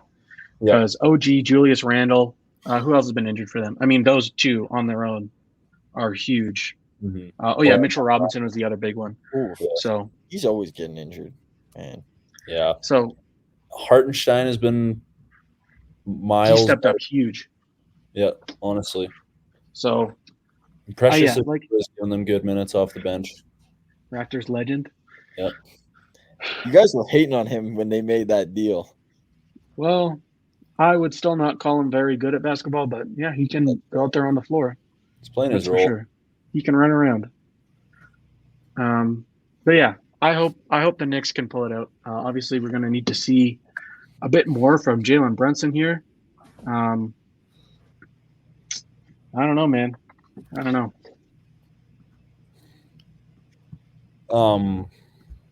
Yeah, on the Pacers side, like I was kind of saying earlier about the Knicks, the role players have been tremendous. I mean, you got Aaron Nesmith playing like hard-nosed defense on Jalen Brunson. You got TJ McConnell being the stereotypical white guy, like playing that scrappy locker room role. He's a real lunch pail guy. Period. Like, I know it's a joke and he looks like the whitest player on any court he steps on, but he really is. Yeah. Like, he is a lunch pail guy, and I love his game. And then Andrew Nemhard, I forget what game it was, but just taking a ridiculous shot from the logo and hitting it for game. That was so funny. Yeah. But yeah, so it's been the glue guy series. And they don't even have Ben Matherin, who's, I mean, he didn't have the year this year that he kind of had last year breaking in, but he's still a great piece to have on that team. And, shout out to Miles Turner, man. Miles has been a big piece of this playoff run for the Pacers. Yeah, one of the best rebounders in the game. Not talked about enough. Yeah, he's been so good for them. He feels like the Brook Lopez of the Indiana Pacers. Like on that Bucks championship run. Mm-hmm. Like maybe you can laugh at Brook Lopez now, but man, he was awesome in that championship run, both rebounding, playing defense, shooting the long ball, and that's exactly what Miles Turner has been doing. I just said rebounders. I meant shot blockers. I don't know why I said rebounders, but just correct. Been rebounding the ball fine too, though. He rebounds the ball fine too, but. I don't know. What do you guys? I was gonna say, how are you guys feeling? Pacers or Knicks the rest of the series? I would love to see the Knicks close out tonight. If not, man, Game 7, Madison Square Garden, that's going to be cinema. I want to see a Pacers to blow it. I want to see a Pacers Mavericks finals with my two favorite players, Luka Doncic and Tyrese Halliburton. That'd be awesome. That'd be cinema. Invisible, by the way. What? He's been invisible, honestly. Halliburton? I don't know what happened to him, but I wouldn't say invisible. In their wins, he's been a scorer. I think over a passer, and I think that's what unlocked their offense a little bit. He just started the season on such a tear that wasn't sustainable. Like he was in MVP talks at the start of the season, and it was fully deserved. He was that good, and then his shot fell off down the stretch, and that's more so. What I'm saying. He stopped taking so many of them, and I think his points per game went down, and people were like, "What the hell happened to Tyrese Halliburton?" But really, he was just shooting less and passing more, which is, I think you'd rather see him do that than continue to chuck up bricks all game, which is like fair enough. Just when you're when you're accustomed to seeing that level of that he was playing out as with the shooting, you eventually just start to expect that. And with him, probably had to. At least for me, I have to dial that back a bit. Yeah, that's fair. Anything else for the NBA? We can talk about the draft lottery. Oh. Yeah, yikes. And yikes. Yeah, I guess. I mean, a couple Raptors fans in here. Very disappointing season for the Raptors organization and their fans. I mean, to just go out and have a Detroit Pistons style season, to not have a lottery pick is so brutal. I'm going to say this right now. This is the worst draft in a long time. So I'm not. Oh, yeah. Honestly, I don't think any in the top 5 are going to be good NBA players. That's fair, but I mean, at the same time, I would rather have a top 5 pick and it be a bad asset than not have one. You know? Although the Raptors have been good in the past, having the 30th pick and making them into really good players. So honestly, I'm not like, it sucks, but at the same time, it's like this is the draft to have a bad draft. Yeah, no, that's fair. I honestly think some of those guys in there. Sorry. You go first, Taylor. There's nobody in this draft class that I'm like, oh my god, this guy's gonna be good. Like, there's not one guy. I got Jared Maybe That's who it is. I think he's the best player in the draft, Taylor. maybe I Jared. would take him with the number 1 overall pick. He's a nasty shooter. I think he's so good. That's He's the maybe only the guy. only guy that I Dillingham's could like, see. yeah, Yeah, that's maybe the only guy I could see like actually doing something in the NBA. agreed. Yeah, again, Everybody else is like, I don't know. Nobody excites me. Like with Reed Shepherd being potentially our first pick, and oh my god, like what are we doing? I can't imagine. Dillingham's got good skill. I just think he's I'd going to rather end up as one Dillingham of those by guys far. that By far, I'd rather. late.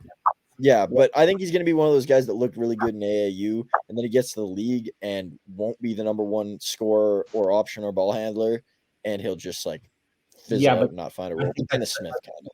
I think that's the whole draft. Honestly, all these guys are Other like. than McCain, I think McCain is.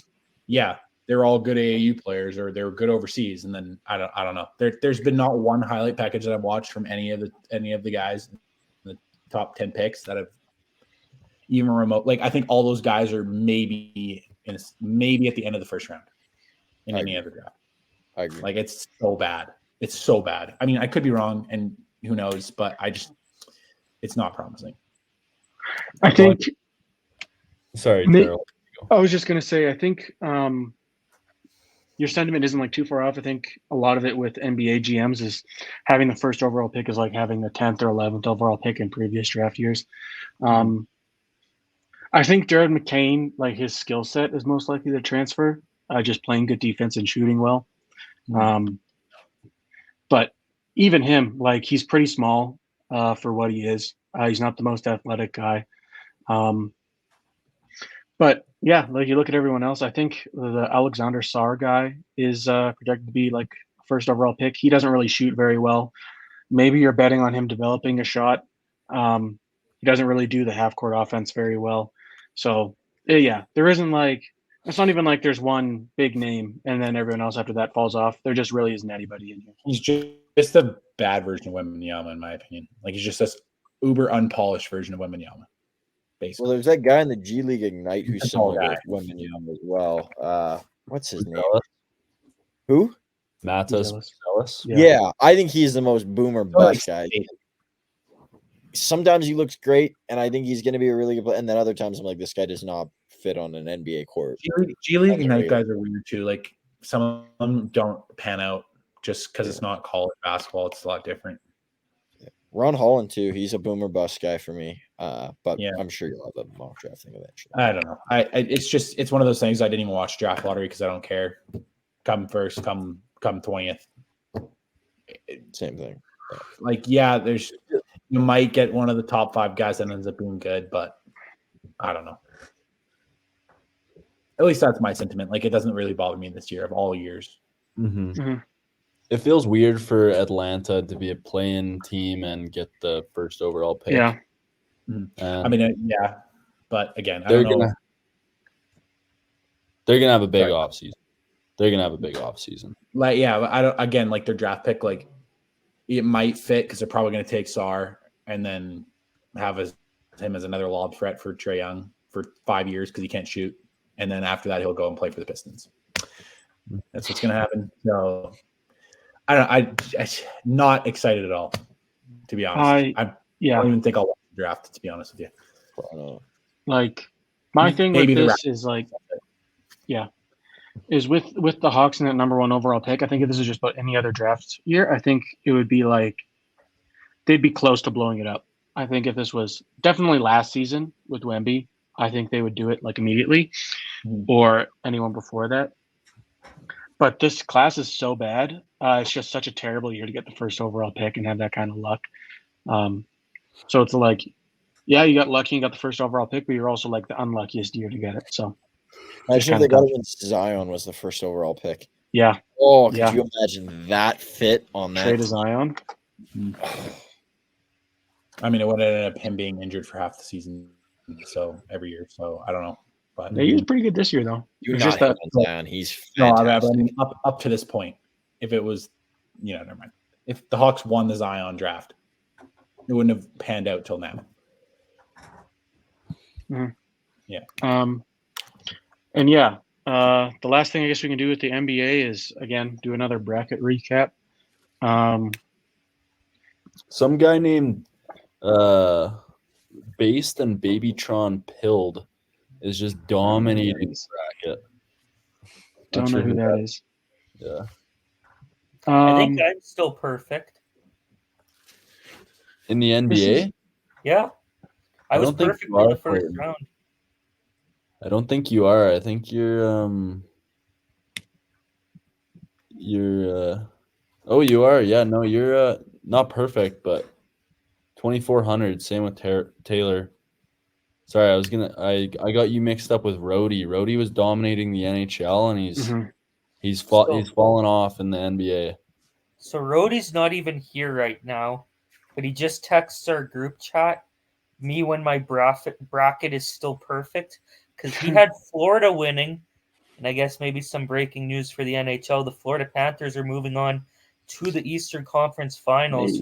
Gustav Forsling with the game winner tonight against the Boston Bruins with around 1:30 left. Bye-bye, Bruins. You can wave bye-bye to them, Truman, but they've won the war against the Maple Leafs. Wow. One extra week of hockey. Congratulations to the Bruins for earning the chance to get pounded by the Panthers, which they did. Yeah. So anyways, do you guys have anything more for the NDA? I don't think so. I was just going to mention, because I wanted to just briefly talk about that Florida thing.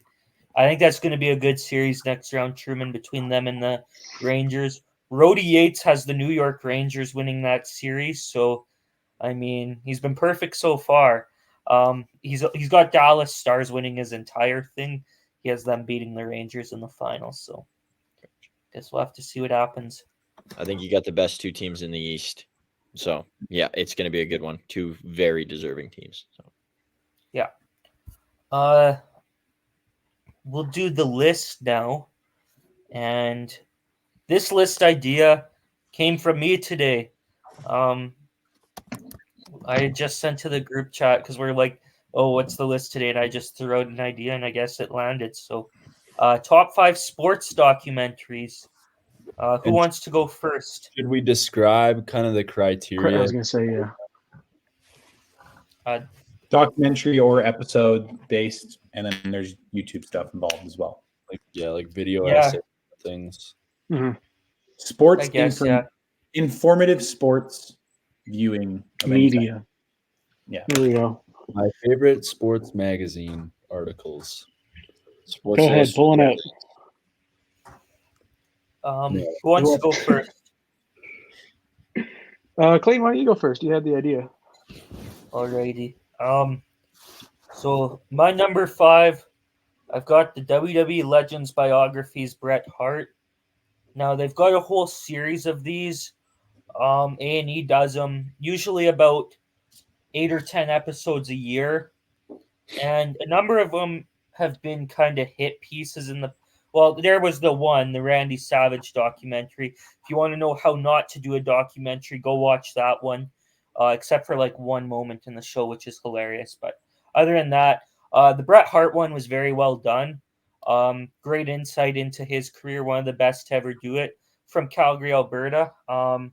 Number 4, continuing on with the wrestling theme, because if you want to be a documentary maker, go research your WWE, because they spit out documentaries like no tomorrow. It's pretty crazy. Dark Side of the Ring on the Von Erichs. Now, if you've seen the Iron Claw, it's on this family. I have not seen the Iron Claw, but I've seen this documentary. So, one day I'm going to watch the Iron Claw, and I'll know the story going in. I know it'll be sad, but great documentary there. 3, I've got Secret Base, History of the Seattle Mariners. Amazing. And in particular, my favorite episode of all of them, I think, might have been the last one. And that's the episode where, I hope this isn't spoiling, Mariners basically at the time, the Mariners hadn't made the playoffs, basically in the last episode. and it's still absolutely fantastic. 2, I've got Untold, the Danbury Trashers. And there's a couple of the Untold documentaries that I'm not a fan of, but the Danbury Trashers one is amazing. Yeah, I relate a lot to the Trashers. I like cheering for the bad guys. Number 1, Secret Base, History of the Minnesota Vikings. Cinema. That's the one word I'm gonna say. Cinema. Okay. I'll go next. I'm going to start this off with a question for my number 5 spot. I have 2 episodes of a podcast listed here. Do we count that as this? Because they're both long. They're both about sports figures. And I'm going to be completely honest with you. If you guys say no, I'm still putting it in there. So really, this was just to say that they're going to be podcast episodes. And I'm sure if I really want to, I could probably find a documentary about each of these things. But I just really like this podcast. It's the Dollop. They did episodes on 10-cent beer night for the Cleveland Indians when that was still their name, and then the Rube Waddell.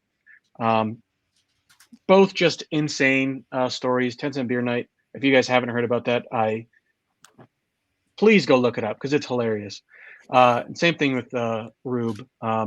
Arguably one of the best pitchers in MLB history, and yet chances are you probably haven't heard of him because he had some crazy antics on and off the field. Overall, just really entertaining stuff. Clayton at number 4. This is where our lists start to cross over. I have the Untold, but specifically the Malice at the Palace one. But realistically, I think any of the ones from 2021, 2022, you could put in this list probably. And then hit 2023, they did the Balco scandal, which was the steroid stuff in baseball. And then they hit 3 absolute stinkers in a row that were just terrible, and I haven't touched it since. They did one on Jake Paul, one on the Florida Gators, and one on Manziel. And the Gators are just like a puff piece for Urban Myers, and the Manziel one is obviously just a puff piece for Manziel. So it's kind of fallen off recently, but man, that first Malice at the Palace one, that was fantastic. I was going to say the Untold name is perfect for the Florida Gators one because in the end, a lot of the information remains untold. It felt like there were so many interesting stories they could have done there, and they just didn't do any of them. I watched it, and I was just really disappointed. That was the first one I watched where I was like, man, feels like they really could have done a lot more here. And especially with the kind of precedent they had set for themselves and all the other stories, it was just super disappointing. I will say watching that made me a Tim Tebow fan because if I was on that team, he would have had me running through a wall. Guy could fire you up like nobody else. Absolutely. At number 2, this is a series. I have both the Last Chance U series, football and basketball. But the basketball, I think, is far, far better than any of the football seasons. The last football season was, I think, the best out of the 4 or 5, I guess. I don't know. The basketball, the coach was super likable. All the players are likable too. It was really just some good stuff from Netflix on that one. At number 2, again, some more crossover here with Clayton. I do have a Dorktown episode from Secret Base, but I specifically wanted to highlight the Dave Stieb, Captain Ahab documentary. That's just great stuff. Really, anything they make is great. I'll always sit down and watch whatever it is that they're producing. And yeah, that was just another fantastic documentary from them. And then at number 1, sorry to interrupt your list, Terrell. I was gonna say, did you know that Dave Stieb has watched it? Really? Yeah, that's what makes it even cooler, I think, for me, is because Dave Stieb and his daughter stumbled across it and showed it to Stieb, and then they watched the entire thing and he loved it. That's great. Yeah, it makes it so much cooler. So I mean, if it's got the Stieb stamp of approval, I mean, that just bumps it up even higher. But yeah, at my number 1 spot, I have The Last Dance. I think it was just super well made. I think seeing all that footage that we'd never seen before was insanely cool. And it just told a great story. It was, super well made, super fun. And it got my parents to watch stuff about basketball, which is like, that's impressive. So yeah, number 1, The Last Dance. Yeah, I'll go. Number 5, I am gonna go with Full Swing. I think that was a pretty cool insight into the world of golf, and really got a lot of people into professional golf, especially with it being right around the time of probably the biggest thing to happen to golf and however long, with the PGA and Live Tour rivalry. Fun to see these guys' personalities and kind of lighten the sport of golf up a bit, because golf has been historically a very like swanky and like by the book sport, and not the most inclusive, but being able to look into the sport was really cool. At 4, I am gonna go with the Tiger doc on Tiger Woods. Another really, really cool documentary, seeing the life and the career of one of the most dominant athletes to ever do it, both good and bad. And it's just really well made. At 3, I'm going to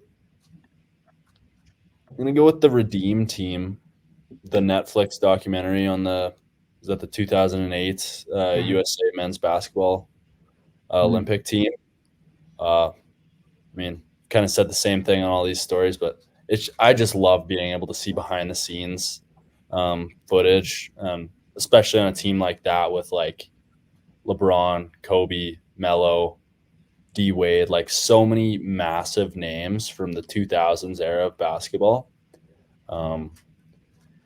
At 2, I am going to go with a Secret Base video. This is like the Secret Base Pom Pom Radio today, but Secret Base, How to Make a Basket, Shaq versus Kobe. It's a 3-parter, and it's just like, it's so good. Secret Base is like my doing chores, like background mute, like background sound, because it's, I don't know, it's so entertaining. Between the story making, the narration, the graphics on screen, that's like stuff that I strive to make. But yeah, great series, and especially on like a story as deep as Shaq and Kobe. And at number 1, I'm gonna go with The Last Dance as well. You kind of hit it right on the nose, Terrell. Just a great series that got a lot of people into basketball, and not to mention like the cultural impact and like the timing of when that came out. Everybody's locked in their house, nothing else to do. It was like watching any other TV show where it comes out once a week and you look forward to it all week. Great series. Mm-hmm. Okay, I can go next. Number 5, I have Malice in the Palace as well. I really, really enjoyed that one. Really good story. Pretty crazy. I had heard of it before, but not in that depth. So I thought it was super interesting. Number 4, I'm gonna put Tiger as well. Only thing that I didn't love about that is that he wasn't in it, because I heard that there's a lot about that he didn't want it to be aired because it wasn't something that he approved. So it would have been kind of cool if it was him, like kind of like more Last Dance kind of style, but still very good. Number 3, I have the Manti Te'o story. I don't know if you guys seen that one. So good. Yeah. Super interesting. I'd again heard of it, but never really like looked into it. And I thought it was just such a crazy story. Even though it's like, it's sports, obviously, because he's a sports personality, but it's not all about sports. It's still just a crazy documentary. Number 2, I have Full Swing. One of my favorite documentaries I've ever watched, episode style. So good. So interesting. Like what you said, well, it just made golf more interesting, I think, for people that didn't think it was an interesting sport. And then number 1, I have Last Dance.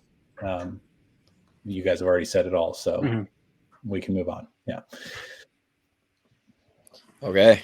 So I actually just made like a last minute switch because I thought of one. So my new honorable mention goes to Secret Base again, and that's the Shaq versus JaVale McGee, because I just think JaVale McGee is like the worst basketball player ever. And I mean, I don't know.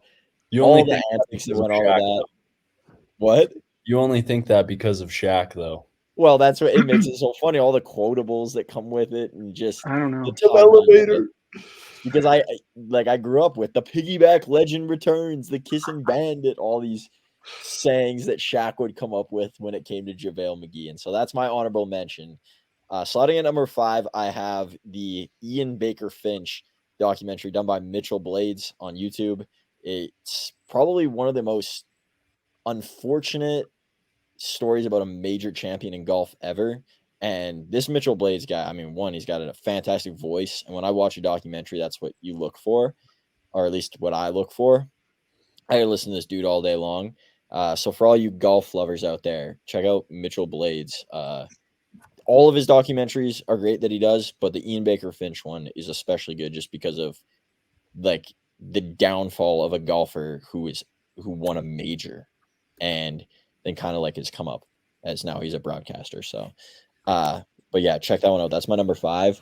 My number 4, as I'm looking over, okay, I got the Trevor Bauer pretty much life story documentary by Baseball Doesn't Exist, another YouTube channel that I just watch. Like when Will said, when you want something on in the background, like they have a good one on Josh Donaldson and Bryce Harper as well. But Trevor Bauer is maybe the most like unordinary, unique baseball player ever, at least personality wise. Like this guy he's a bit of a maniac. He has things structured in such a way within his game and how he's become a baseball player, and his routine and some of the things he does is like wacky. He was bullied as like a college baseball player, even though he's projected to be like the 3rd overall pick in the MLB draft. Like crazy story. So definitely check out Baseball Doesn't Exist as well. That's another YouTube documentary channel that's fantastic. And the Trevor Bauer one is. At number 3, I got the AJ Green E60 documentary. I mean, E60s are what I grew up on. I think I've definitely watched every single one. In middle school, I just used to watch them all the time.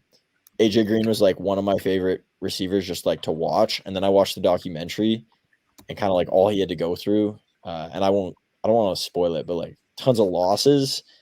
And like this dude still was able, like after every loss, he'd like recover. And it just seemed like he keep getting just these things that would happen right in front of his eyes and somehow still making it to the league and then being one of the best receivers in my generation. I just love how E60s are put together, and that's my favorite.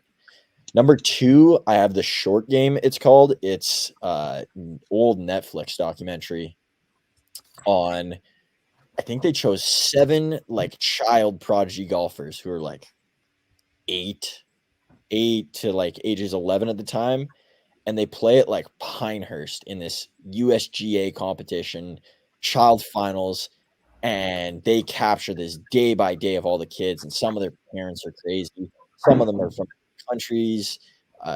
You get a kind of a look into the life of like what a young golfer is and what they go through. And as a kid at the time watching that, I was like, oh my goodness, I definitely don't do enough to be a professional golfer.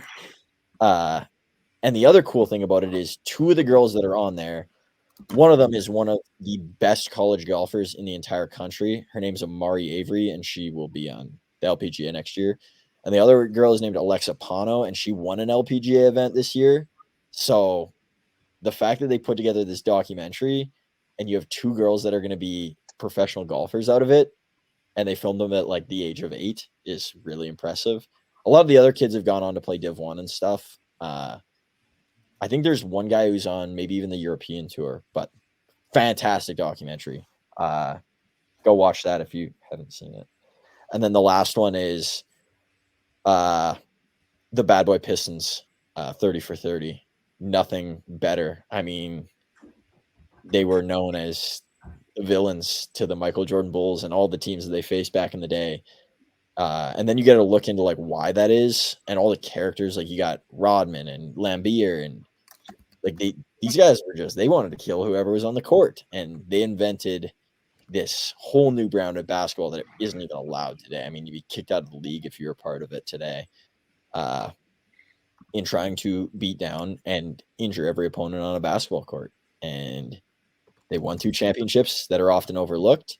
You get the backstory of why they walked off the court against the Bulls and didn't shake their hand. Like, yeah, the characters throughout and the way that it's structured is fantastic. And even as like a Bulls fan, I mean, absolutely fantastic documentary. You respect the Pistons a lot more out of that, I will say.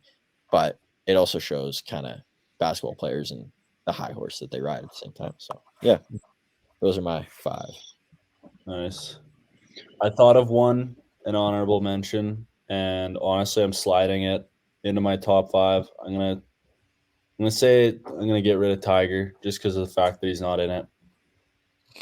But I'm slotting this all the way at my number 1 spot, and it's the Carter Effect, the Vince Carter documentary. I don't know how I forgot about it, but that is like my favorite documentary of all time. I mean, it really just shows the birth of the Raptors and, I don't know, the birth of basketball culture in Canada. And I used to watch that before every high school basketball game, like literally before every game, and it just got me in the zone. So that's my favorite documentary of all time. That's my number 1 spot. I've got a couple others as well for honorable mentions. I just saw these right now. I like the I don't know if they're doing it again this year. I haven't checked, but I watched it consistently last year, where they do like a documentary on the playoffs as they're going on, and it's a new episode every Friday. Those are very cool to watch, and it's very cool to see the behind the scenes kind of as the playoffs are going on. Very cool. There was also, I had written down the Bob Probert documentary, former enforcer in the NHL, legendary hockey player for the Red Wings. I also just wrote down in general I think we've said it at this point, but any John Boyce secret base documentary. It's great. History of the Falcons, I don't think we mentioned yet. Go check that one out. That's also great. Undertaker Last Ride, as it goes through kind of the end of his career. And he actually announced his retirement on the documentary too, which I thought was cool. Taylor, do you have any? I'm saving mine for last. I don't think so. I honestly, it's kind of funny. I actually liked the Florida Gators documentary. You guys are slandering. Yeah, I had it in my top 5. I had it in my top 5, and you guys were just clowning it, so I changed it. Brutal. I'm tough. Okay, I'm not gonna do this because they were just like, "Oh yeah, there's no information," and I was like, "Oh, I kind of like that one," but okay. It was a lot of grazing, but it was fun to watch. I liked it. I thought it was interesting. Yeah, the information. Yeah, maybe they did leave out stuff. I will agree with you on that, but I thought it was still a good watch. I don't know. Mm-hmm. Yeah, no, it was. My thing with them is that it wasn't like poorly made, and it wasn't like the stuff that they presented was boring. It was that there were so many other things that could have went into on that Florida team that they just didn't touch at all. Like Cam Newton. Yeah, I guess it's just they don't have the time. Like it'd have to be a 50 episode thing. Which fair enough, but I feel like some of the stuff they left out was like very important to the team itself. Yeah. So it was like either was he? Pardon? Percy Harvin wasn't in it either. I don't think so. I don't remember. He was in it, but I don't think he got spoken about very much. Like a major thing. Yeah, there's just like you said, there was so much happening with that team that like to get everything that would have happened on there is like kind of impossible. But I don't know. It just felt like they left out some pretty crucial information about that team, and if they would have included it, it would have been a lot better. But yeah, it wasn't like it was terrible. It was just disappointing for like the standard that I had expected from those untold documentaries. Terrell, I got one more. Oh yeah, go ahead. The Taylor Boisvert documentary did not. I was going to say that. We need to get it in here. Number 1. Very true. Taylor Boisvert is the biggest fraud in basketball history. Oh, That's going to be the best one, though. Oh, so good. Move Yeah. over Last Dance. absolutely. This is real stuff. This is Directly. real basketball. Michael Jordan's going to be emailing me, asking me to be an interview. So, See how it goes. Yeah.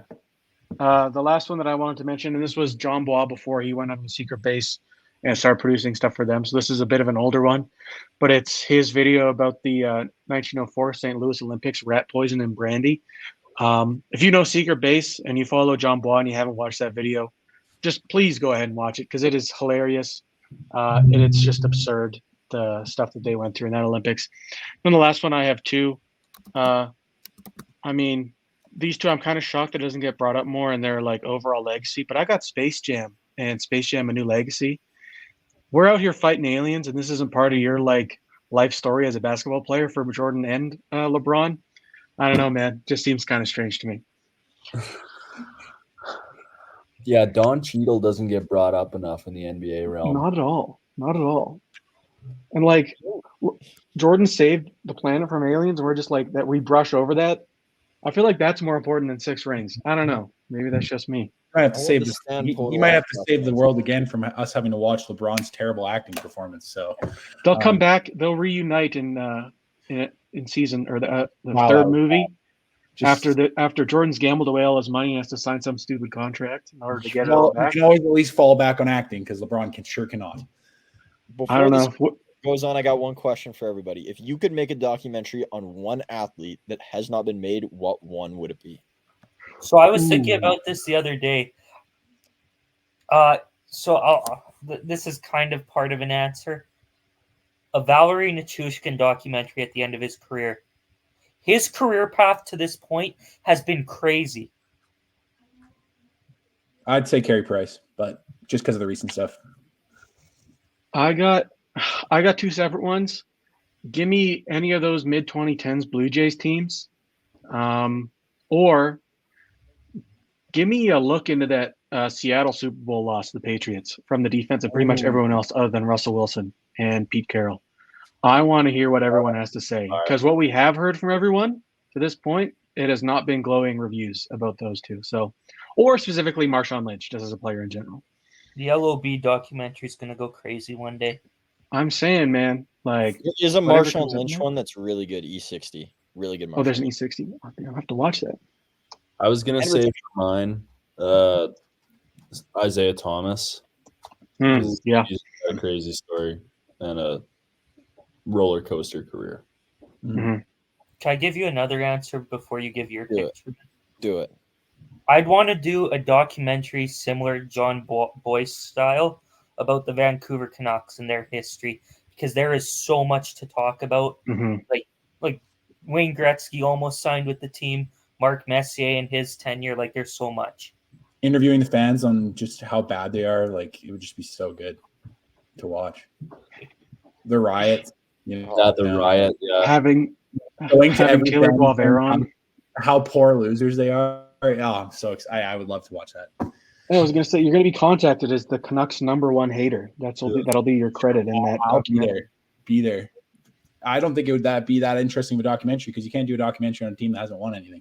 So I mean, they have done it. That's Neither like of the whole thing. Mariners or the Vikings or the Falcons, but their documentaries are all cool. yeah, I guess. Well, I don't know about the Canucks, but it's okay. That's another story for another day. I would do 2017 Houston Astros.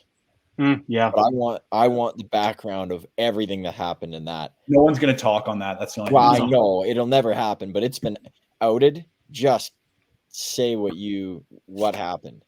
So that would be one. And then the other one that I was going to say, and now I've just completely lost it. Great. I was gonna say the NBA bubble. Ooh. Bubble's a good one. I would say I would just like for a draft bust, I would like to know a perspective of their life. Like you go #1 overall, like Anthony Bennett. Why wouldn't we have an Anthony Bennett documentary on just his time? I mean, It also happened so quick, so maybe there's not that much to talk about besides he just ended up sucking. But He imagine came how in you the league, feel he's when you're bad. lost, like Too much B-roll of flipping burgers. flipping Yeah, burgers. like I don't know if there's like that much of a story behind it. He was good in college and then just sucked. You could do Adam Morrison too, but he just sucked. So it's like I don't know how much would go into it, but Like again, who knows? Greg Oden might be a good one, but I feel like that one would just be sad. I'd just be like, I don't want to watch that. That's I true. don't want to watch that at all. Another one I think that would be interesting would be Caleb Schwanigan, the guy that ended up being Yeah. really overweight and then died. 'Cause he was crazy. Oh, that's a good one. And that reminds me of what I was going to say. Virginia. The Virginia team that lost the first 1 seed ever to lose. I'd like a full-on one on them. Yeah. The UConn women's basketball team. Oh, true. Not losing for like 4 Yeah. years. straight. 4 years, yeah. Yeah. That would be a good one. Lisa Leslie, 101-point game in 19 minutes. Cheryl Miller had a 100-point game too in something like 22 minutes. Nuts. Own that fraud, Wilt Chamberlain. Dude, honestly, Wilt Chamberlain documentary. Give me the footage right now. I Yeah. won't believe it.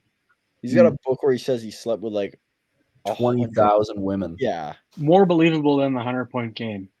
Give me the footage. Wilt, I need you to contact me right now. Email me that 100-point game. I need to know it exists. Is he? I don't think he's alive. That's hit going to the be stair tough then. There is one guy who might have saw it. They were talking about this Hubie Brown guy that was around. Hubie Brown, He's a Hubie goat. Brown, who is He's still alive. commentating games, has Yeah. been alive for every NBA season ever. That is insane. He was So he 16 would know. years old in the inaugural NBA season. After the You merger. probably The first NBA season. He was wild. Artist Gilmore's coach. That's so funny. You say he was 17? 16, I think. Oh, I 16? looked it up the other day because it was just like crazy.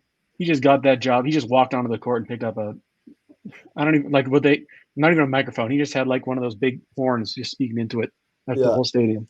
Yeah. Crazy. Oh, that's so funny.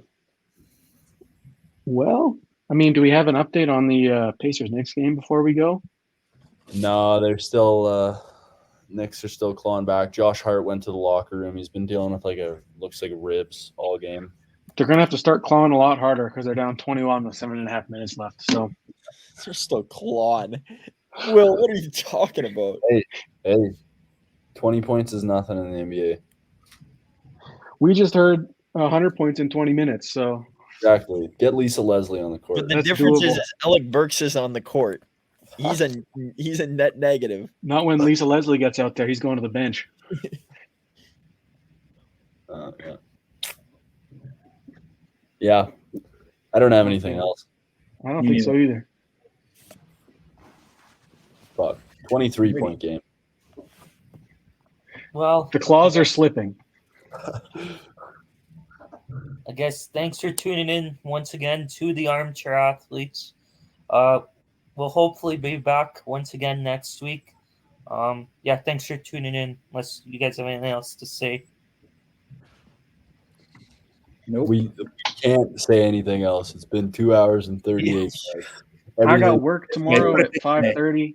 Yeah, 6 a.m. over here too. yeah, 6 for me. My mom came down an hour ago saying dinner was ready, so we'll see how that goes. Oh, you're pushing it. Yeah, I You am. could have had a I know. Armchair Athletes episode live.